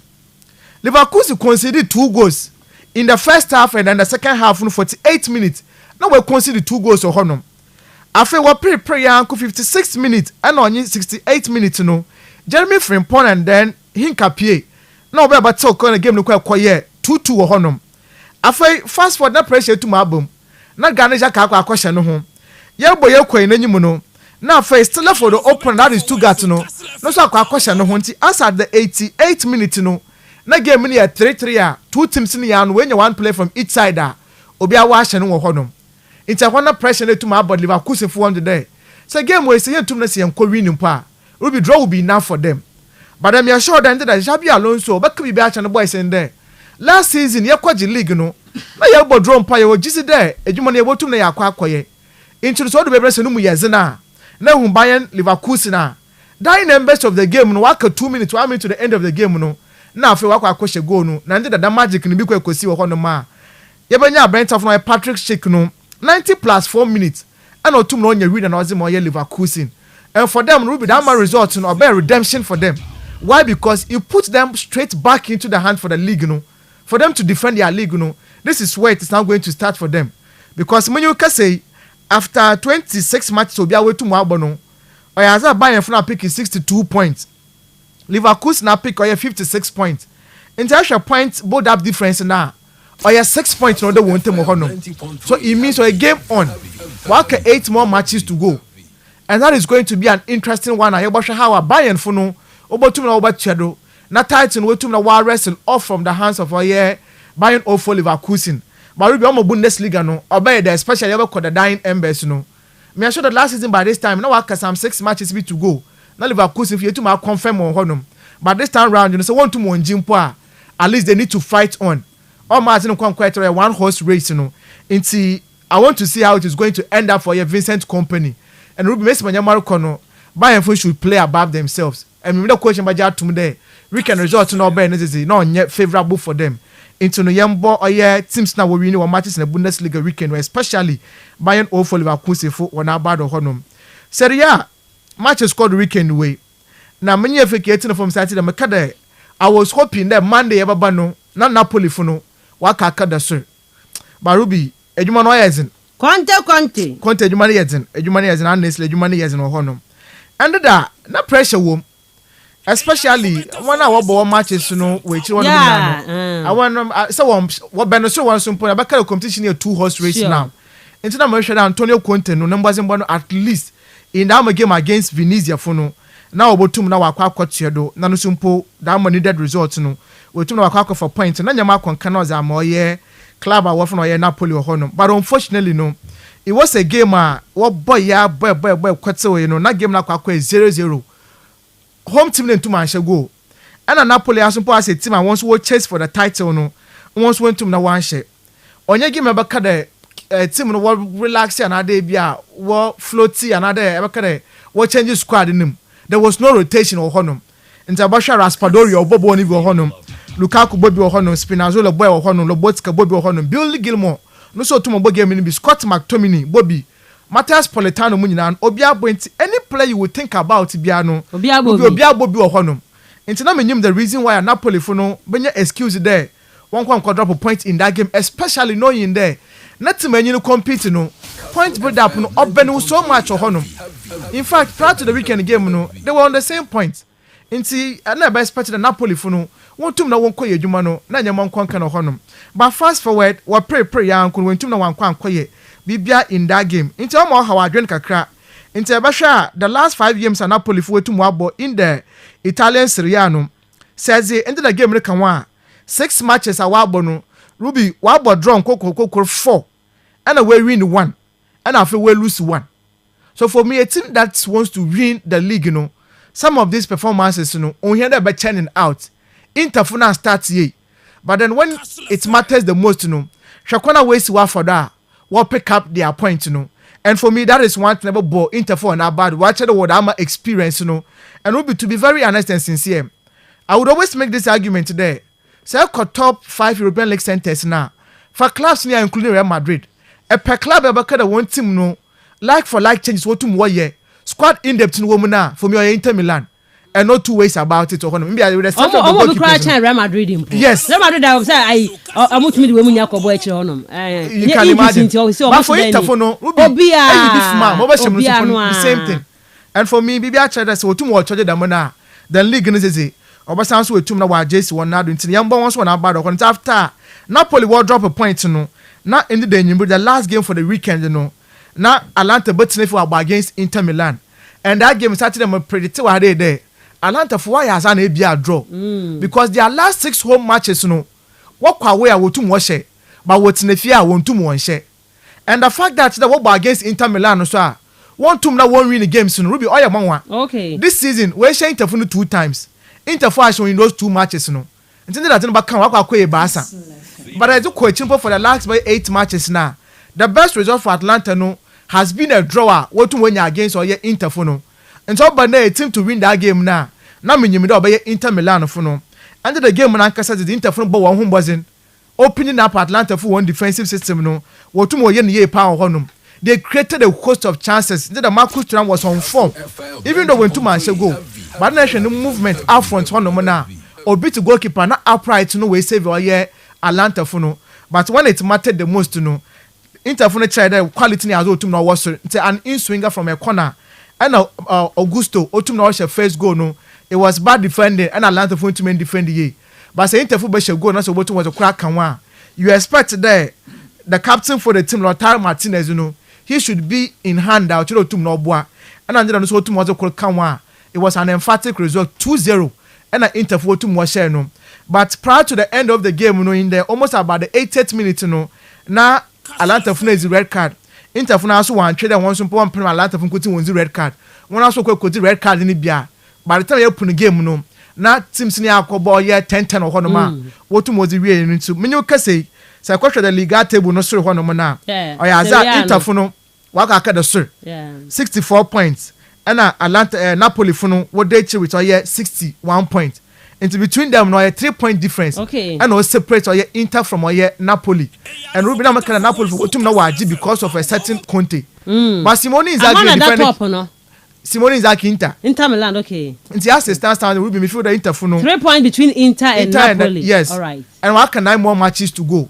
27 points e bi wom kakra e bi about to Messi into Obama race no to my question but Atlanta too you cannot rule them out but based on their form currently Miss Ruby I doubt there Atlanta football team not waka be different honum but then teams out they need worth mention this weekend in the Serie A no my ball AC Milan for na bado in the game against Como no easy for them they consider the first goal no through the corner just somebody can concede adey what crazy chances and so Joffrey square she see na ya gbo na bado pa ba sisi ya Interfor no sin there AC Milan for come Messi more na sha Chelsea obaji one player back honum but then in the second half no AC for no by obenya spirited performance honum Christian Pulisic and Otuma Batso Kauno and I feel who else again Tijani Reinders on number 10 no Tiziano no be we be displace of for year Jaffelis we don kwam kwatinenche na Otuma mbone ball no and Otum na onya winner no ze mo ye AC Milan for AC Milan for back to back no oya aza we tum na wa fight off from behind her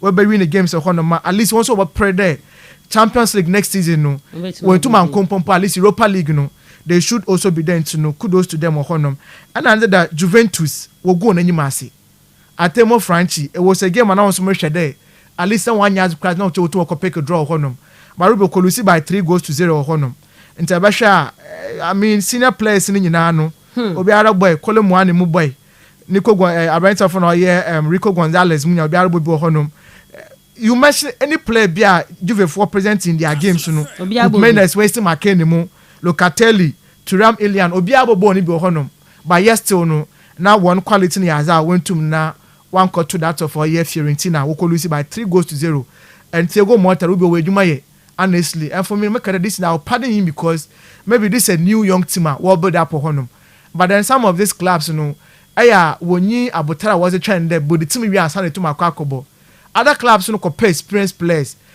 are good enough for good to the arm of form no and I was a perform that is Inter Milan for and Napoli for no but I want your opportunity and you want to build up a new team and to this Obanya Abutara was but next season no Ejumani has also to more concern na Ozima or coaching but this season wasn't bono on Shadaron Sonyo Honum to know Syrian Sunu na wakwa show honum the Spanish Premier La Liga weekend we no suponu mutum kwa especially under that enyumbri but they started from Saturday Real Madrid ball against Villarreal it was a game na Ruby expectations was also for Real Madrid because say your points build up na they are very close especially Barca for having a game in hand no into Madrid football no dropping a point against Villarreal no na oronko nkobo a honum into na expectations in Madrid going into that game no ekoni biara o kire wotu na wo win honum and what mattered the most in the game no Madrid fun wotu na kwaye honum and Kylian Mbappe still now na Benton na saying there when it comes to playing football for Real Madrid no it was just a matter of time make it all by this season na nyamon koye no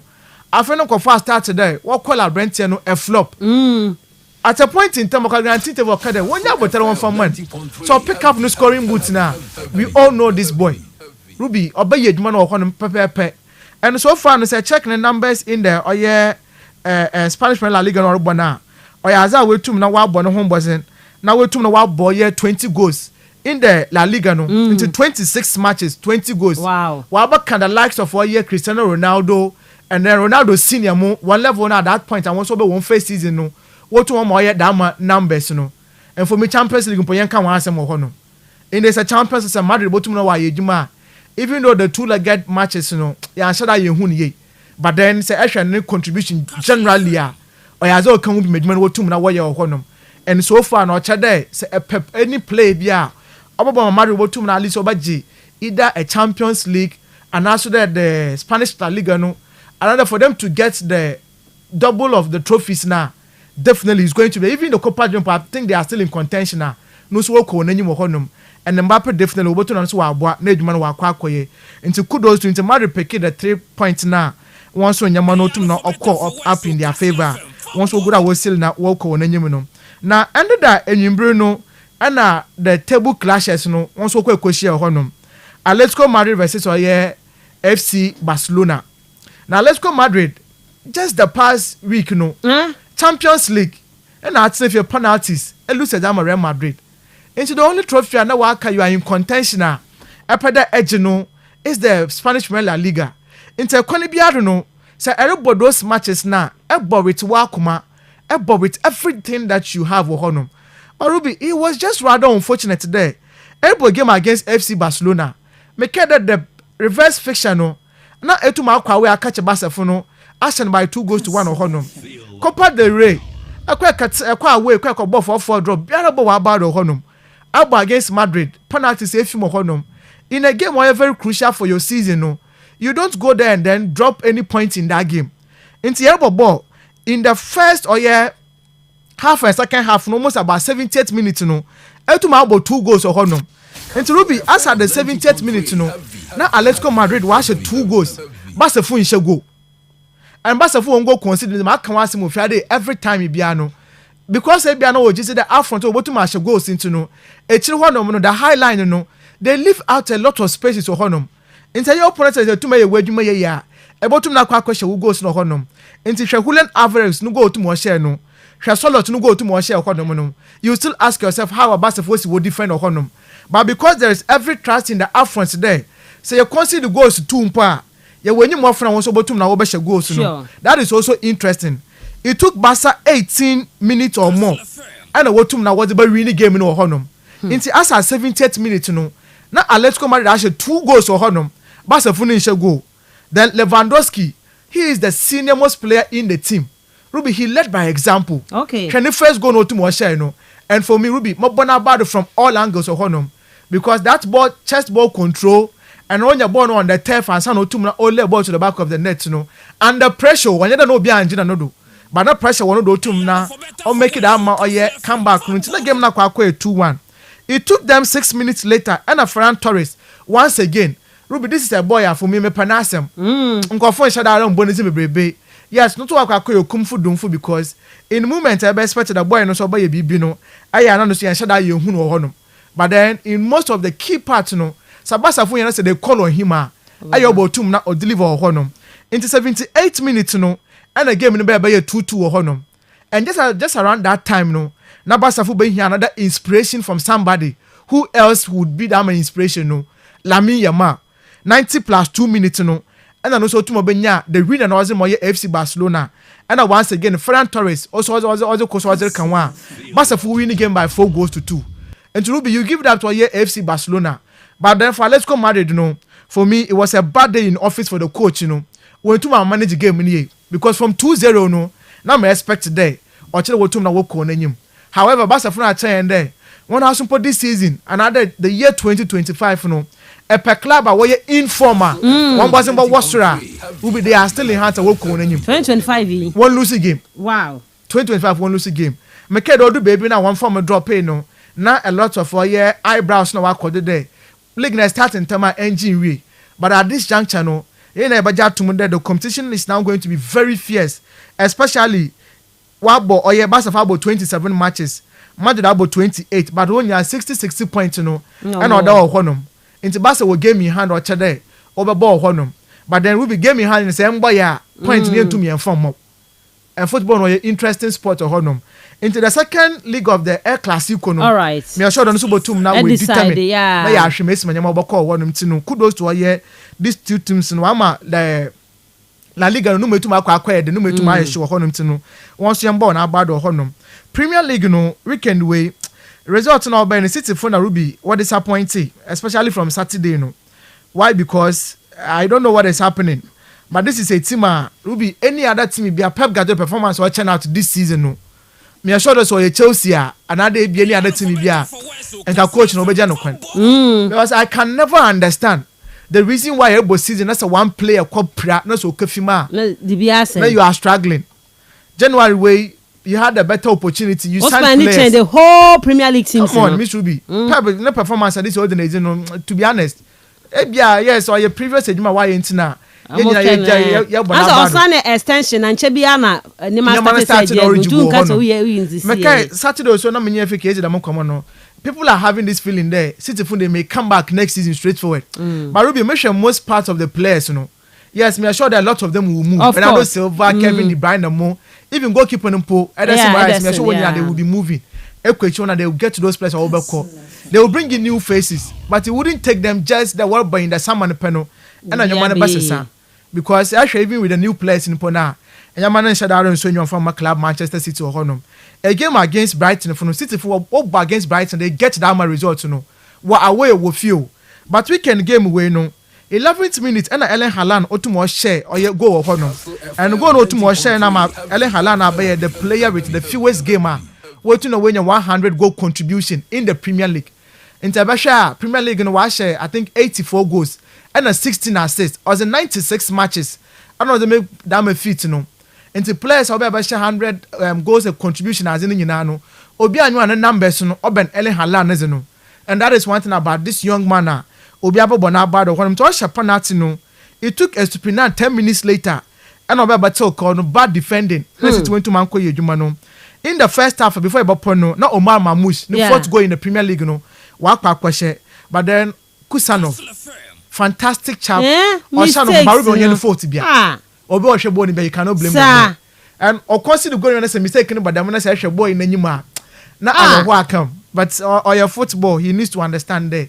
This is how sometimes it goes on to sit if you drop 2 valuable points the Champions League qualification. No, so when you're careful, but the good thing in there, because of the performance of the English clubs in the European football room, McKenna starting the Champions League, Europa League, and the Conference League. No. England will 5 slots in the Champions League. International Ocean Mason will continue to drop points on one so young boy Brighton for no one about or honor. None did that game no to more Codono or Emirates Stadium. Arsenal versus Chelsea. Ruby, it was a boring game. Very, very, very. I mean, what I would say about this game. But the most important thing in there for us now, no, proud to down a game, no, Liverpool for a game in hand into no. What about here? We winning that particular game, no, and I want to one was I watch Chelsea by a goal to 0. However, for the two sides in the year, no, the performance on the day, no, now we desired most about another more from them.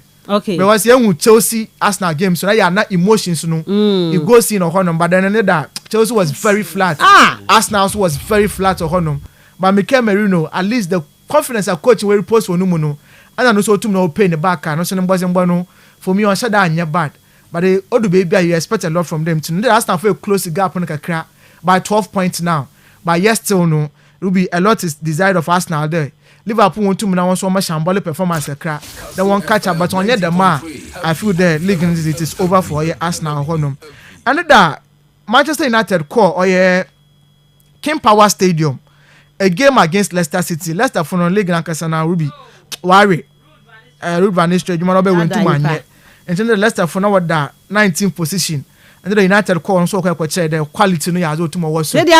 But I'm afa. Oh, so the good ori ejuma. But one plan the menu Jay man pie or Rasmus Højlund, yeah. Ebaka odu baby in Premier League going to me go. The last time we should go was in December. And so the baby now United supporters in the cadre so option not on to Mumba. Chido Obi, the youngster 17 years, one Mumba ahead of the senior player no. And afe boy no started out on home was now. Ejuma no so 2 now yentendo no started or shed am a wonderful goal no. And Bruno Fernandes, the captain of the team with Oya Garnacho, once what to Mozi because the Kanwa. And the Manchester United when you are favorable result on them to no one so young ball on our bad or honum. In the league table now makes me a care had no. Still now no 12 points now and no 2 na odem. But Champions League space is no number 2 my question honum. Chelsea for the 4th position 49, City 48, Newcastle 47, Brighton 47, Fulham 45, Aston Villa 45, Bournemouth 44. Even Brentford 11th position 44 honum to me should be number 2 my question. The race for European football no so I as a good year share. That the biggest game occurred was soil of England no or Wembley and that particular game on occurred Carabao Cup finals no and under that Liverpool football against Newcastle. Results is me sure the yenina or as I yenim walk to occurred in the game for the two sides no. Newcastle ball wasn't say Liverpool won by 2 goals to 1.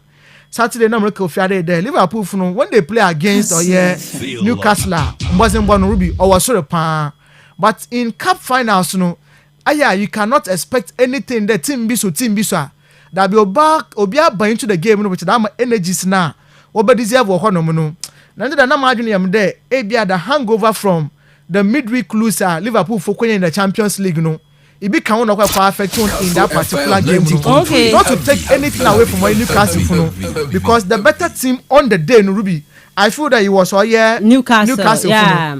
Because extra ball possession now, Liverpool football ball now, but no more in the game Newcastle was especially when it comes to their defensive aspects, offensive transitions now. No what intended after the game ball possession no 66 against 34 Newcastle for boy. Wow. But the total shots Newcastle was 17 as against 7 Liverpool for 2 more boy. Extra shot on target Newcastle was 6, Liverpool was 2. And a big chances created as Newcastle for created 3 and Liverpool created 2 So clearly it was all about Newcastle. And for me one player that I'm more Bonaba the Pani or Danny Ben. Yes, Ruby into that for me he showed there. He is a leader, even on your captain of the team. But he is the leader for the team. enti da hwe adwuma no ye wechiri ho no mo no area do was ni nyina no bit Liverpool no wo kwa enyim wo so na corner bar na also the same person otum okwa adwuma ho no enti da na ya aze adwuma no otum no was the midfield no enti da ma 3 players no Joel Linton, Sandro Tonali, Bruno Guimaraes. Crazy. I can't do the way see what torment Liverpool for midfield, you know. For me, no, you're interesting. But what you bonus work when you want to now, a certain Alexander Isak. Check his performances on the day. We shall Liverpool for the 6 times.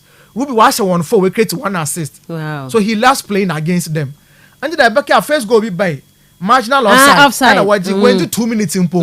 No new opportunity bio.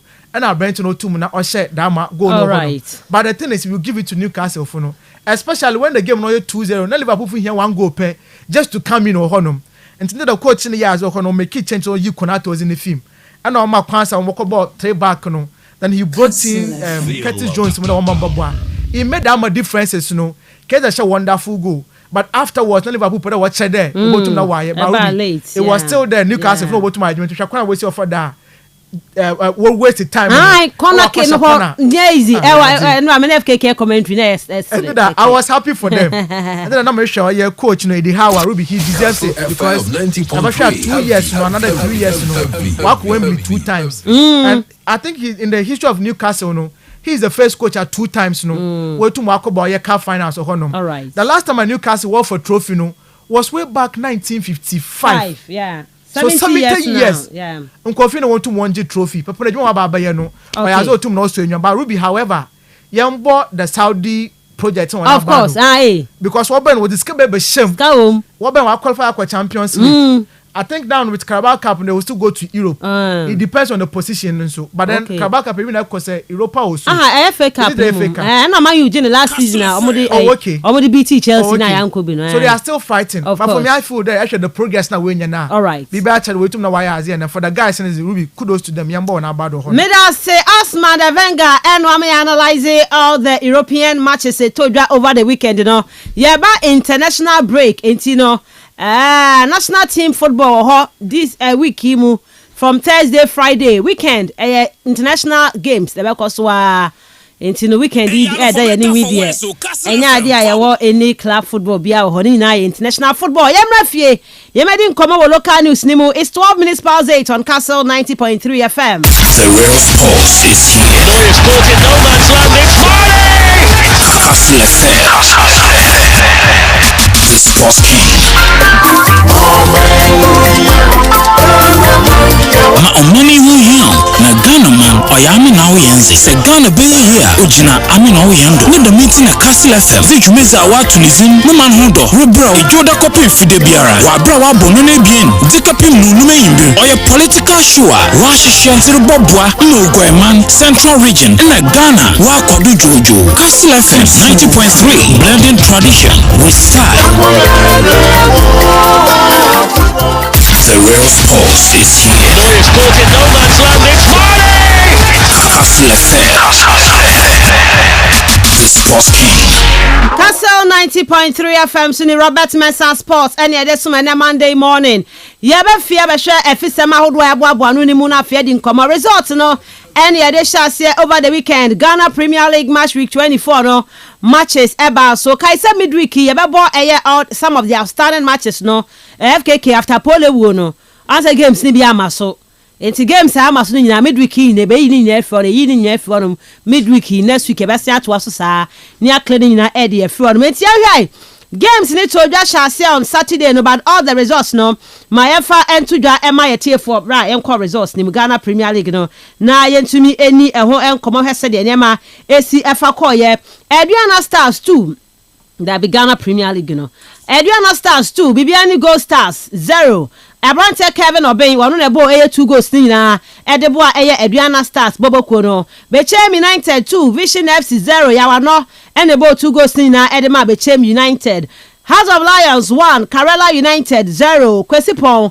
ene she goal no Legon Cities 2 Brekum Chelsea 1 Abrante Mohammed Alidu wone Abrante Raymond Ajiman ene she 2 goals no ene bo Legon Cities as 7 na mankona oteba koma Brekum Chelsea UPMA Nations FC 2 Mediama Sporting Club 1 Pfizer Charity wabo a goal and a Razak Simpson ne ya friend of Blasters no or share second goal at the boy Nations Elma Branton din and so at the Mubarak one of the penalty table at the Emma Mediama Sporting Club Saturday no Kodokwa way at the summer test Ekobo Aya 1-1 Abrante Kwampoku Shego Edema Aya Kumasia Sante Kodoko and Afoko Pema Dramani Ewa ono so Shego no Edema summer test Bobo Kono House of Folk at Fiema Dreams FC Ekotomo Kaba comment to Miante Abdul Razak Salifu ene Shego no Edema Dreams FC and Afe Young Apostles Echi Accra Lions Etomo Kaba kwa wom end to me Auntie Isa Hussein and the body only go of the game no and so our honoma ya de atudra ama ya TFO say Ghana Premier League table no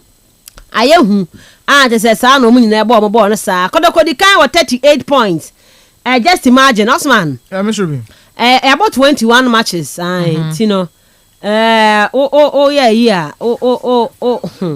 calculate here how many points 60 say 63 points. Na kotoko 38. And you ubenya confirm be san attack as chese game no bia munyina mo nya de. Say we de bia meka say we teacher na wo class no ni oya ade pa Osman wo chade de oya ade na top 60 said 3. When you 38 I'm telling you omo nya de o clubs ni na nya de. Yomo atose na egu 25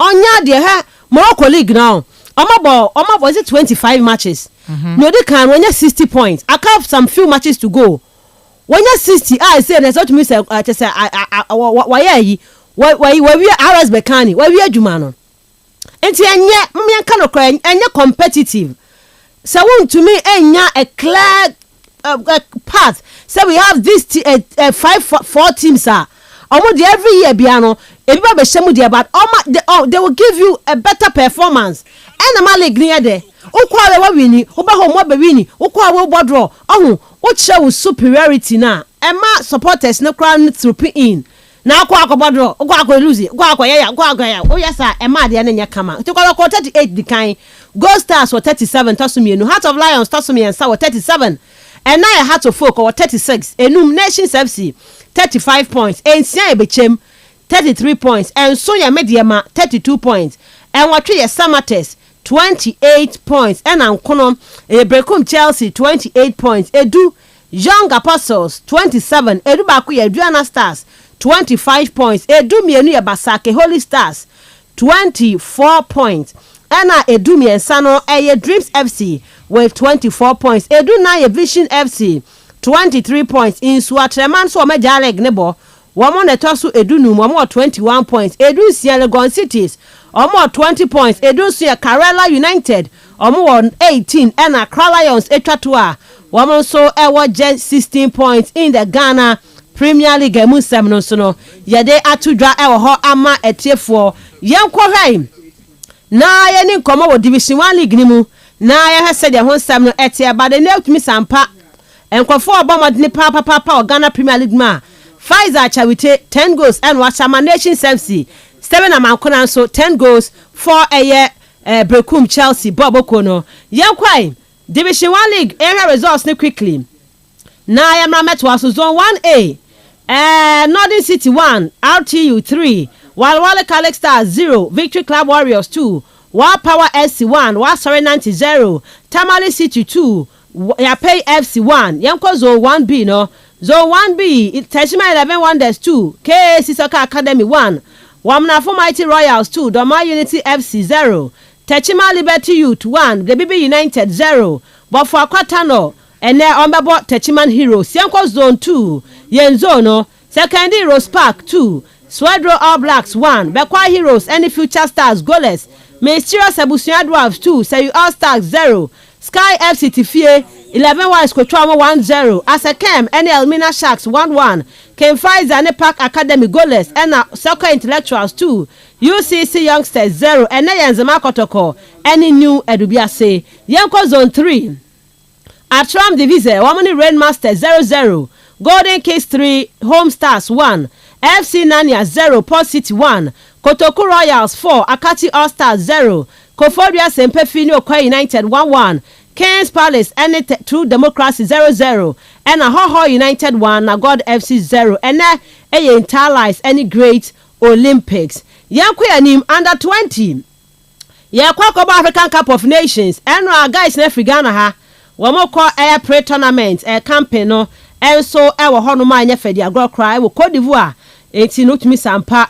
Guys no enya biye papa yakọ ye departed to Morocco for the pre-tournament tournament no the yakọ prepare ahead of AFCON beto dwa wo Cote d'Ivoire the AFCON the Cote d'Ivoire by yakọ prepare ye wo Morocco aba enti any airport yakọ na any pictures ni guys na 20 ye we show am all the best of luck e wo ho yakọ yanim Black Stars of Ghana yeah chairman umfa we no ento honom ahead of ye game on Friday no ye nya new NSA boss waba na waba ya no Accra Sports Stadium baby on ma FKK enkoye ahead of the game no enra ya akopie mu Accra Sports Stadium before yensie yes source on ade ani identify video no to Facebook na hwe source on ade ani ade ho no ma to mi sampa enye fedi agro cry anyaboche enyansho ho nanti enkoye ni mo nti no ye be have video no later on ya hwe said ye nyamate ani before yensie ahead of Ghana ne Chad game no na Black Stars 17 no me look as a players ni be arrive semenyo kudus mo Kamal Dim mu na arrive e wo ho no ma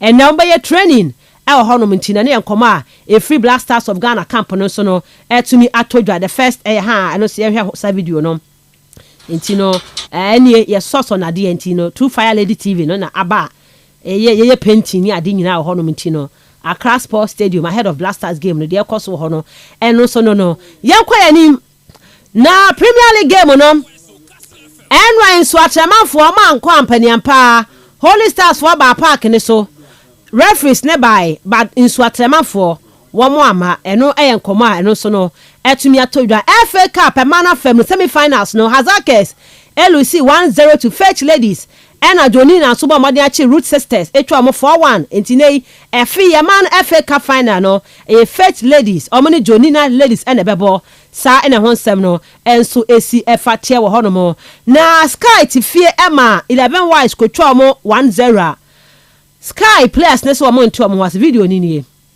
eda Facebook wasi enya no kra abema ye so ni mu ba bia wasi enya no on chire bibi wo hono kama pa won ko chire bibi wo police fo no kra pa mo no hwe park ne so nie o mo ko referees ne so achese o mo chechemu police fo nyina tie park ne so o mo ko bo referee ne ho ban e dey free players of Sky FC ne ho but ye nya ne tie se nei obi eto ne nsa de bo bia but na wo say police fo ne ba na mo ba be so referees ni mu di o mo ko because na players no rush ye papa on the referees eno ne nkoma in video no show live nti pe the video nya ne de Osman ye hu so bia ato ne sabat na o mo ko referees so say please for ne ba ebe so nti be say bia verbal bi ba dia for now ne de this is what we have ewo hono ma dia to dwa ye medi nkomo ewo few localities me ne kan say won ko twetwe pa very soon ewo henti no yenyi stem no quickly info na fe empenyfo match na say na yeni common FKK Ghana Premier League results eba so any other issues no quickly na fe yemra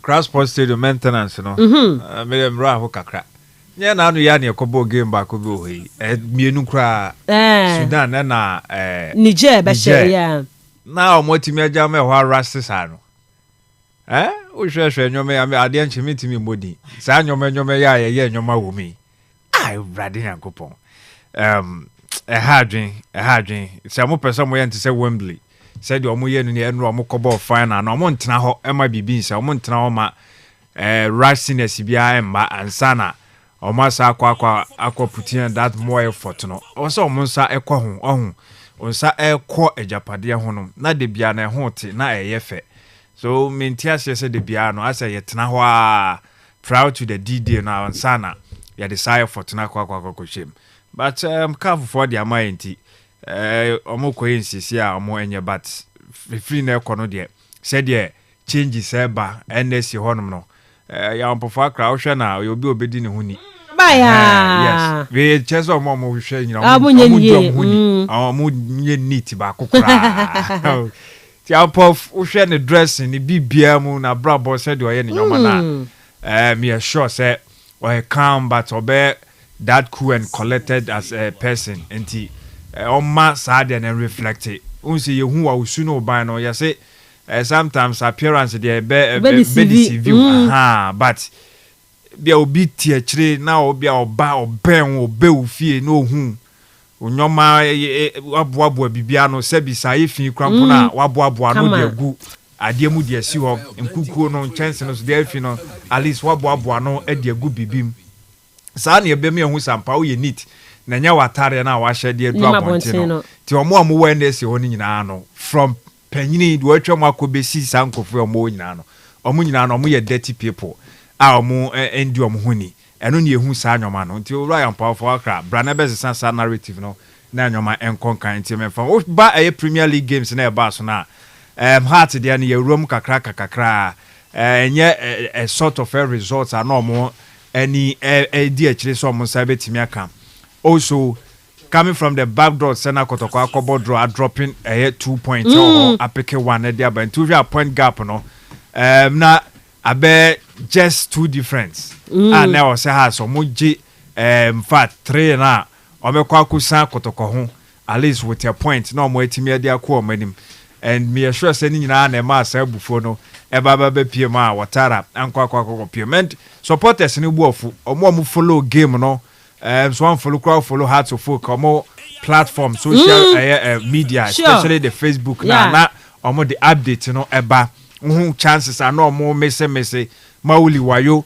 mixibi Hamza crowd here where so more use the man no de nya de metimi aka wa ha or ye prolific at least ka 3 goals or say kotimi ehye ono nko as attacker na as a striker but o blase and o hwe mfinfi onom so a omo ejidi say amponsa no ntimi ehu I don't know why the Collins na bench no Abubakar cry amponsa ntimi yes adwuma nti am supporters no buofu they just go there and read about it omo comment no ombuofu pa and I feel say onu omo be ya adwin say on the night has for ebre omo angete along well and omo enya things right so obebo opponent dream self about so mba be fa young apostles so etimi chakrale on say shomo it was a game some relegation omo tanko so say jomo continue kwa no mbe ko but Aduana Stars ombeja ayo omo be dan academy you dey e promo e be hu dey besi and ye nyina wa de pan so ye players na betete omo na dodo na nso so on potential na etimi apie Aduana Stars say 2-0 I think that na emphatic over ye bibia ni Gold Stars omo ni abre o say make say break kakra na ebe mo no teams na nyoma nkoye if say no omo ni abre pa low key behind the scenes na so mototo nyoma ye and major the say Aduana Stars say one of those clubs na omo take this opportunity and make sure say yenya pre-season ye yanhye league na see ye sa opportunity ya ba enye de ne hwehwe de but enya ba de a let's take the opportunity yensiesie nyoma and I think say Choba Aristika the team no enya that very good one over Bibiani Gosas Bechem United omo home de okwa obeje division nyoma nkoye mfa mom no omo make sa eye opportunity na count yawa no ehye sa 2 goals no so etimi de bo mo ewini Heart of Lions Karela yeni mo bre omo gusu ebre omo home cry na da say now toa ontimi try toa Heart of Lions oni home no deadly minutes and omo share goal deadly yes so deadly and unzo amo share say 70 something 8 minutes kwasi pon and e share the mom so it means say for the most part of the game there I thought Karela bet you points you thought but Heart of Lions they were on the driving seat and omo home hot there okwa enye dan obeje and so and shada nyam wan say omo aba within I think say just a point and omo ye behind there be yes a point behind Kotoko omo go start here 37 so I think so omo perform you omo abom home day Lagos City so aya there yeah beating yes Samuel Bodu of course Brekum January transfer some yeah no abo mo pa yes abo na ya ba me afese game o mo ne Kotoko boy no Kotoko keeping clean sheet it's why ya nche dem hu Lagos City for me they did well omo create chances omo antimian convert most of the chances na e man ko ba sa the nations Emma media ma hu say ani media matanko abade mo ya de mo boy ne mo game mo bo before this one no mo ko bo mo homodia at least e wini ye it was 3-1 emphatic one over here became United but nation ha na wa bana brankese ko hwede o mo aye o mo siesie ho agugugu sunsuo kama na ya na me ne Dr. Kwame Che baba ko edi nkomo ena na wo kan ni bra o mo che so mo aye din uze league no mo hyase I think say do baby ko mbenya se lead no kwa yes baby league o mo nyo mbeje but I say omo koteba for eba for muntino and omo ka omo no tumti low key and omo ni na namase omo team no very only good. 3 points and yes, omo no Kotoko that obviously and for me still omo coach ya as na ya ogusua ebo adwuma ka ba na media matic na nche bia na pain omo second goal so the mentality anyhow unse ko ba say ka yodo aka no bufu papa no and omo say every game bia no omo ye between the technical team the management team no last na metie Kennedy and na woka say every game bia no say away kura no mbekwa omo pon ya no omo from omo ni the playing body no no mo ye sa meeting no kakra no omo akwakoto aso fieti e team a omo ye ready Dr. Kwame Che adwuma kakra obe ye Kotoko no ohun say team no so wo bi now ye na ye benya faso and I think say no na omo ye na reflect in their game team of the week ni me be ma Dreams FC. Okay, but Kotoko game no one touch on that. Yes, okay, Kotoko Saturday no and omo boy so wo hwe ya game no ekoso no na enyome mo aye din dia ma Kotoko kakra wo mse Samates wo the home team no omo start ye omo take sa lead no and now Kotoko for fight back. Uze me can so omo bread because now I see some man create chances. They created all the chances numerous. Usha Elvis Cheba for amanfo do omo no go so the last time na ye Emmanuel entry omo do omo no gu no so Kwampoku now chirese senka Kwampoku ama Kotoko wu papa hey ka league baby omo dey ka omo na ho because Kwampoku by say 6 goals right in the Premier League na e consistent atwa so e dia man nti senka woni ho a de minta mu ye wo se minta obey very good onimbo ne ball that potential no wa kire but why rusty ne sharpness ne menim ba bia fa ya mum so mfa sa goals na mfa ma no be board ye fe na fama meje no accredit the amount eno na enhye goal and bibia kire se Kwampoku amba kon bebre nti no a chances so mo bogu ani and eventually Kwampoku nya sa friends equalizing goal no so etimi adima Samates enye the Samates I no last season mo die ano mbetimi atwa so mbetimi defend the title nti Kotoko nya the opportunity ba ntimi amana count but draw the obeka say ya nisa dan sen ka odi defeat betimi aba. All right, that's man we had division 1 kakra na afa yan share enkomo no ase wa ha Dwarfs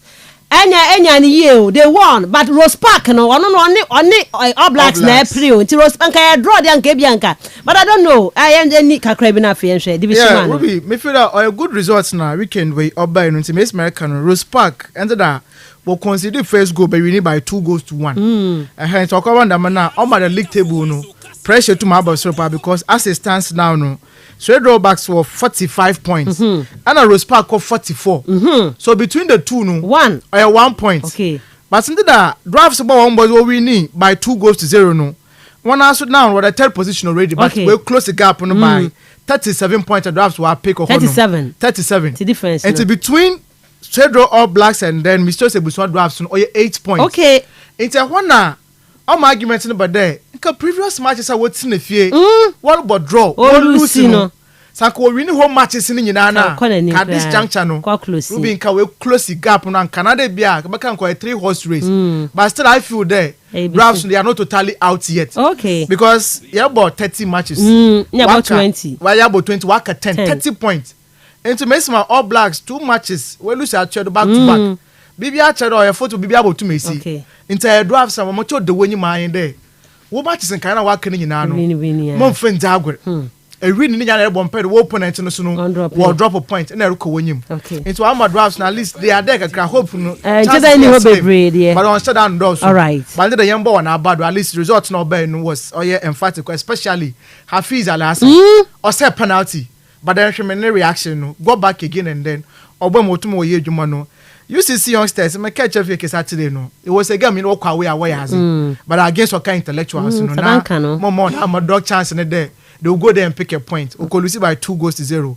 But then say share Mina Sharks in their game, I think we're quite away. I know what against is it we're quite away no ball one game no my team no right so had the Sharks talk about draw and Ruby against Asekem. Yes, Asekem and Elmina Sharks were quiet the major man who honum. And my cat there, baby, Elmina Sharks what no. Ruby, it doesn't befit them. It was just rather unfortunate there. Say drafts no Nisha and one yaza. And Kaya Kaligan top 5 no. Elmina Sharks should be there. But then this season makes my ways to work. Problems I work do a team no. It's one of those things, you know. But at least 1 year's across Division 2 on Fata one. Into baby Uncle what done on Uncle Kunibiad. I hope every season no. No, now once we to know where you won't wait for Mukrama. It be a mid table now. No walk the hall. As I came from us, no one said I when you're bad. And then at 37th minute, and as I came, she face good. And I what by wants to pull second half no. Now by but so no in the 46 minutes no. So for me, it was a good game. I can also manage here. Or two now when your results. And into Division 1 is Yenzo number to my show. Right. And I hope that from first to third no. Yeah, I'm sure we're able to qualify, but still now no. So you draw all blacks to that advantage, you know.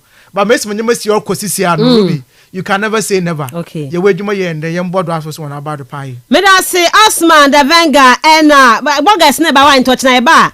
You show your Bogus no blast stars for no bad town. But my introduction come over her. Now for you so emfa calls nibi. The real sports is here. No, it's caught in no man's land. It's Marty! The Sports King. Kastle 90.3 FM, so it's 35 minutes past 8. Menya mpanyifo ewo fidua mu e no mabeto twen komo from the Ghana Wheelchair Federation no Akache Central Region.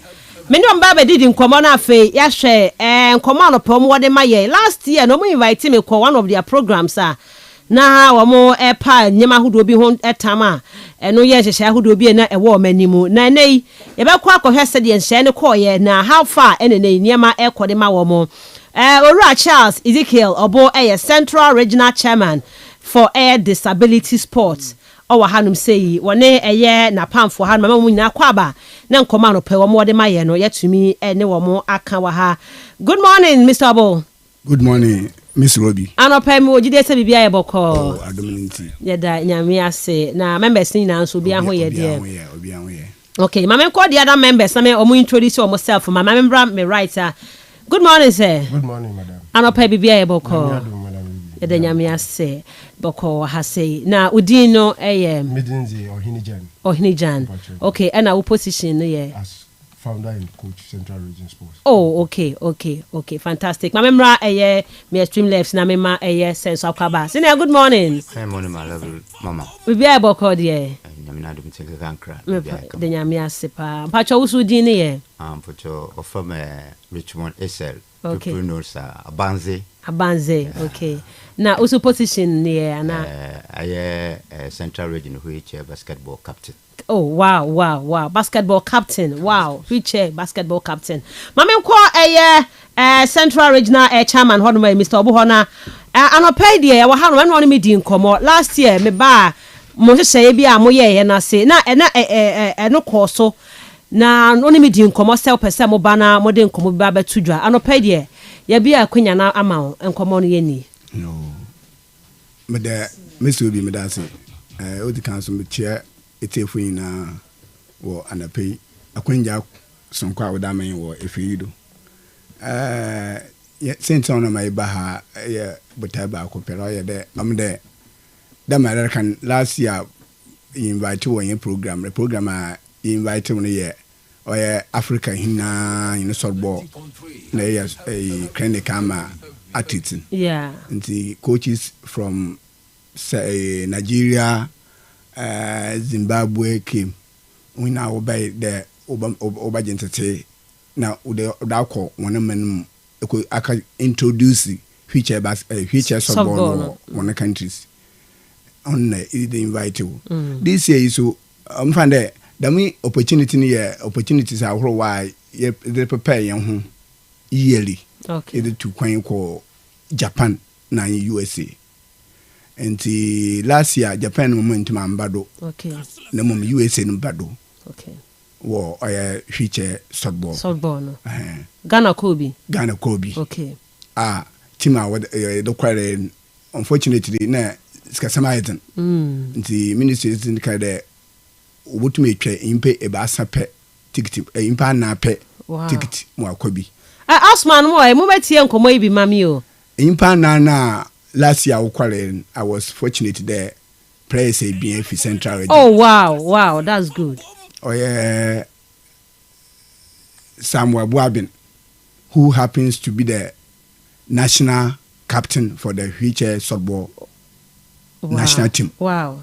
And I'm a player back where John Afedi, I do not friend Sempe, who go for being the office Central region. Okay, in a boss, Mr. Osai Mensah, na Kumasi player back from Emmanuel Frimpong. I can't away for my minister seem to me chair, ticket mama okale. Until last year, Yanka participate. Okay. What program you're quite there as usual, the normal in Ayakwana. This year, so your poise there, this year, no matter what, all Ghana team represent. Okay. And the Jumeda Hurwa yearly, and Sana, either Kodam tournament. This year, the first one, Chassis. Okay. You call justify inclusion, Wokumasi. Or on the 28th of this month. Okay. The American softball, the whole Ghana softball, we see Central region for another. We are the engine of the national softball of the team. Wow. Because America say national softball general secretary for the national team and national wheelchair softball. General secretary. You coach or Hinijan no assistant coach for the national team. Wow. Ne Central region mo bom homodin. Nti you can wheelchair softball that we are dominated as far as Central region is concerned. Okay. Na mum say nti pacho no ma ya beheni. Jumeja America da odi yin 28 March or next week. Ya ko 28 in Araba 29th year program na oya church departure as at make say am when he was able to either to an Monaco or le mo kwa me the team with players oya 12 and am 3 officials either call but as at now penimpo yenye bi the mo kwa ye justify your inclusion. Oh okay. Just for inclusion. National for Jumeja or accommodation is the brain I didn't have but academic regions now you participate in your man was a mobile your boy work out. Wow, transportation or any your for transportation they call Kumasi or King's College whatever programming but hotel I better there Freeman Hotel or Kumasi. Okay. Until you pay by and come a cry in there. Yeah, best lad of four, a native and call individuals and churches, NGOs, as I would say now, what Wakayamboa, now yet to me, I call them a meeting come kind there. We are the angel of the softball in Ghana here. Until say, Unqua, and I Timmy on your pay. And the pay Bahama, okay. All right, okay. Mama call other members so no mufaka crown so coach Bremway. You sir Mabuma Oji can brother a tefu. Pacha no be microphone kakra. Oji can brother Kastle a tefu nyina asi. There no pay wires one would say unkomo no pay ya twetwe afa or ya disability sports. Debi amekade Ghana hano sports a ye gudwa ye nyina ye boaboa kakra kama ye tumi ya ye no wa ye de ye mu bebre na adwin bebre ye fi disability sports do and so ye kan nka disability sports, new sports, what produce trophies and medals. Ghana pa. I am there ministry, first and now one can go from by. Gradually, I think things are all normal. But you have fun, Mara. We send the first non yet, but CCRZ and Yama Guda or call Nkakankra. Now, Masre. There, Bobwa, my disability sports, wife and it and Sunday through disability sports, Wama, Sebi, Munia Noma, BBT, one Hunama baby with them on disability sports to do man kofu bebre any opportunities in terms of traveling, school, when you be to enter into entrepreneurship because project it's not about sports and human development so come and your best said the union able to me abua na ya ma disability sports and wife and temple especially in here region or central region yo some come samdra I know yeah sports baby as baka my yedi sha say basketball or which basketball near starting in Kakran ya me kan be 20 years ago wabra ya starting Kakran na Odu baby rugby beshem, Odu baby tennis beshem, Odu baby handball beshem, Odu baby sitting volleyball beshem. Just at now, yeah, can say, never kind there. This year, started disability softball. On Shada and Cherry baby, we are bad, yeah, covered in favor. Na makade softball no mum na sisia siebaka oko nenyim papa osane mpanyifa national wo boama sports softball no wa konkan no wo ahokakan owoso papa na debi oyam de osane adwuma ye coach adwuma na ye no akotie bi enyim awoye national assistant na akotie bi enyim ye baka oye tu ha che adwuma say nyi demakoma na ntuminye okay because 20 years I'm doing something without paid and you invest more as coach sometimes about players in you back at coach chairman no association for papa I be on camera captain so very because all the players in your hunyina na woska some or today hinyina anti aya bobo ya hu transportation and yama bebre mama team no abibia na team spirit no wa ho ma mimi na bia ye tumi ye hia ya training anti say ye guduru ye ka na ye gudu ye sports ye tutu anamon ye ko ye ba ye benya softball no na American onu na sisiara nintampan we fraka say as in other sports in so far yeah okay ye gudu ye boy ya humode na ye the softball ako kan okay meda say mamenko the last gentleman captain where na captain fane de mra na me ye phone lines no meda say probably mama I'm the yeshe agura yezina oya wonwa na enka na me there the whole Ghana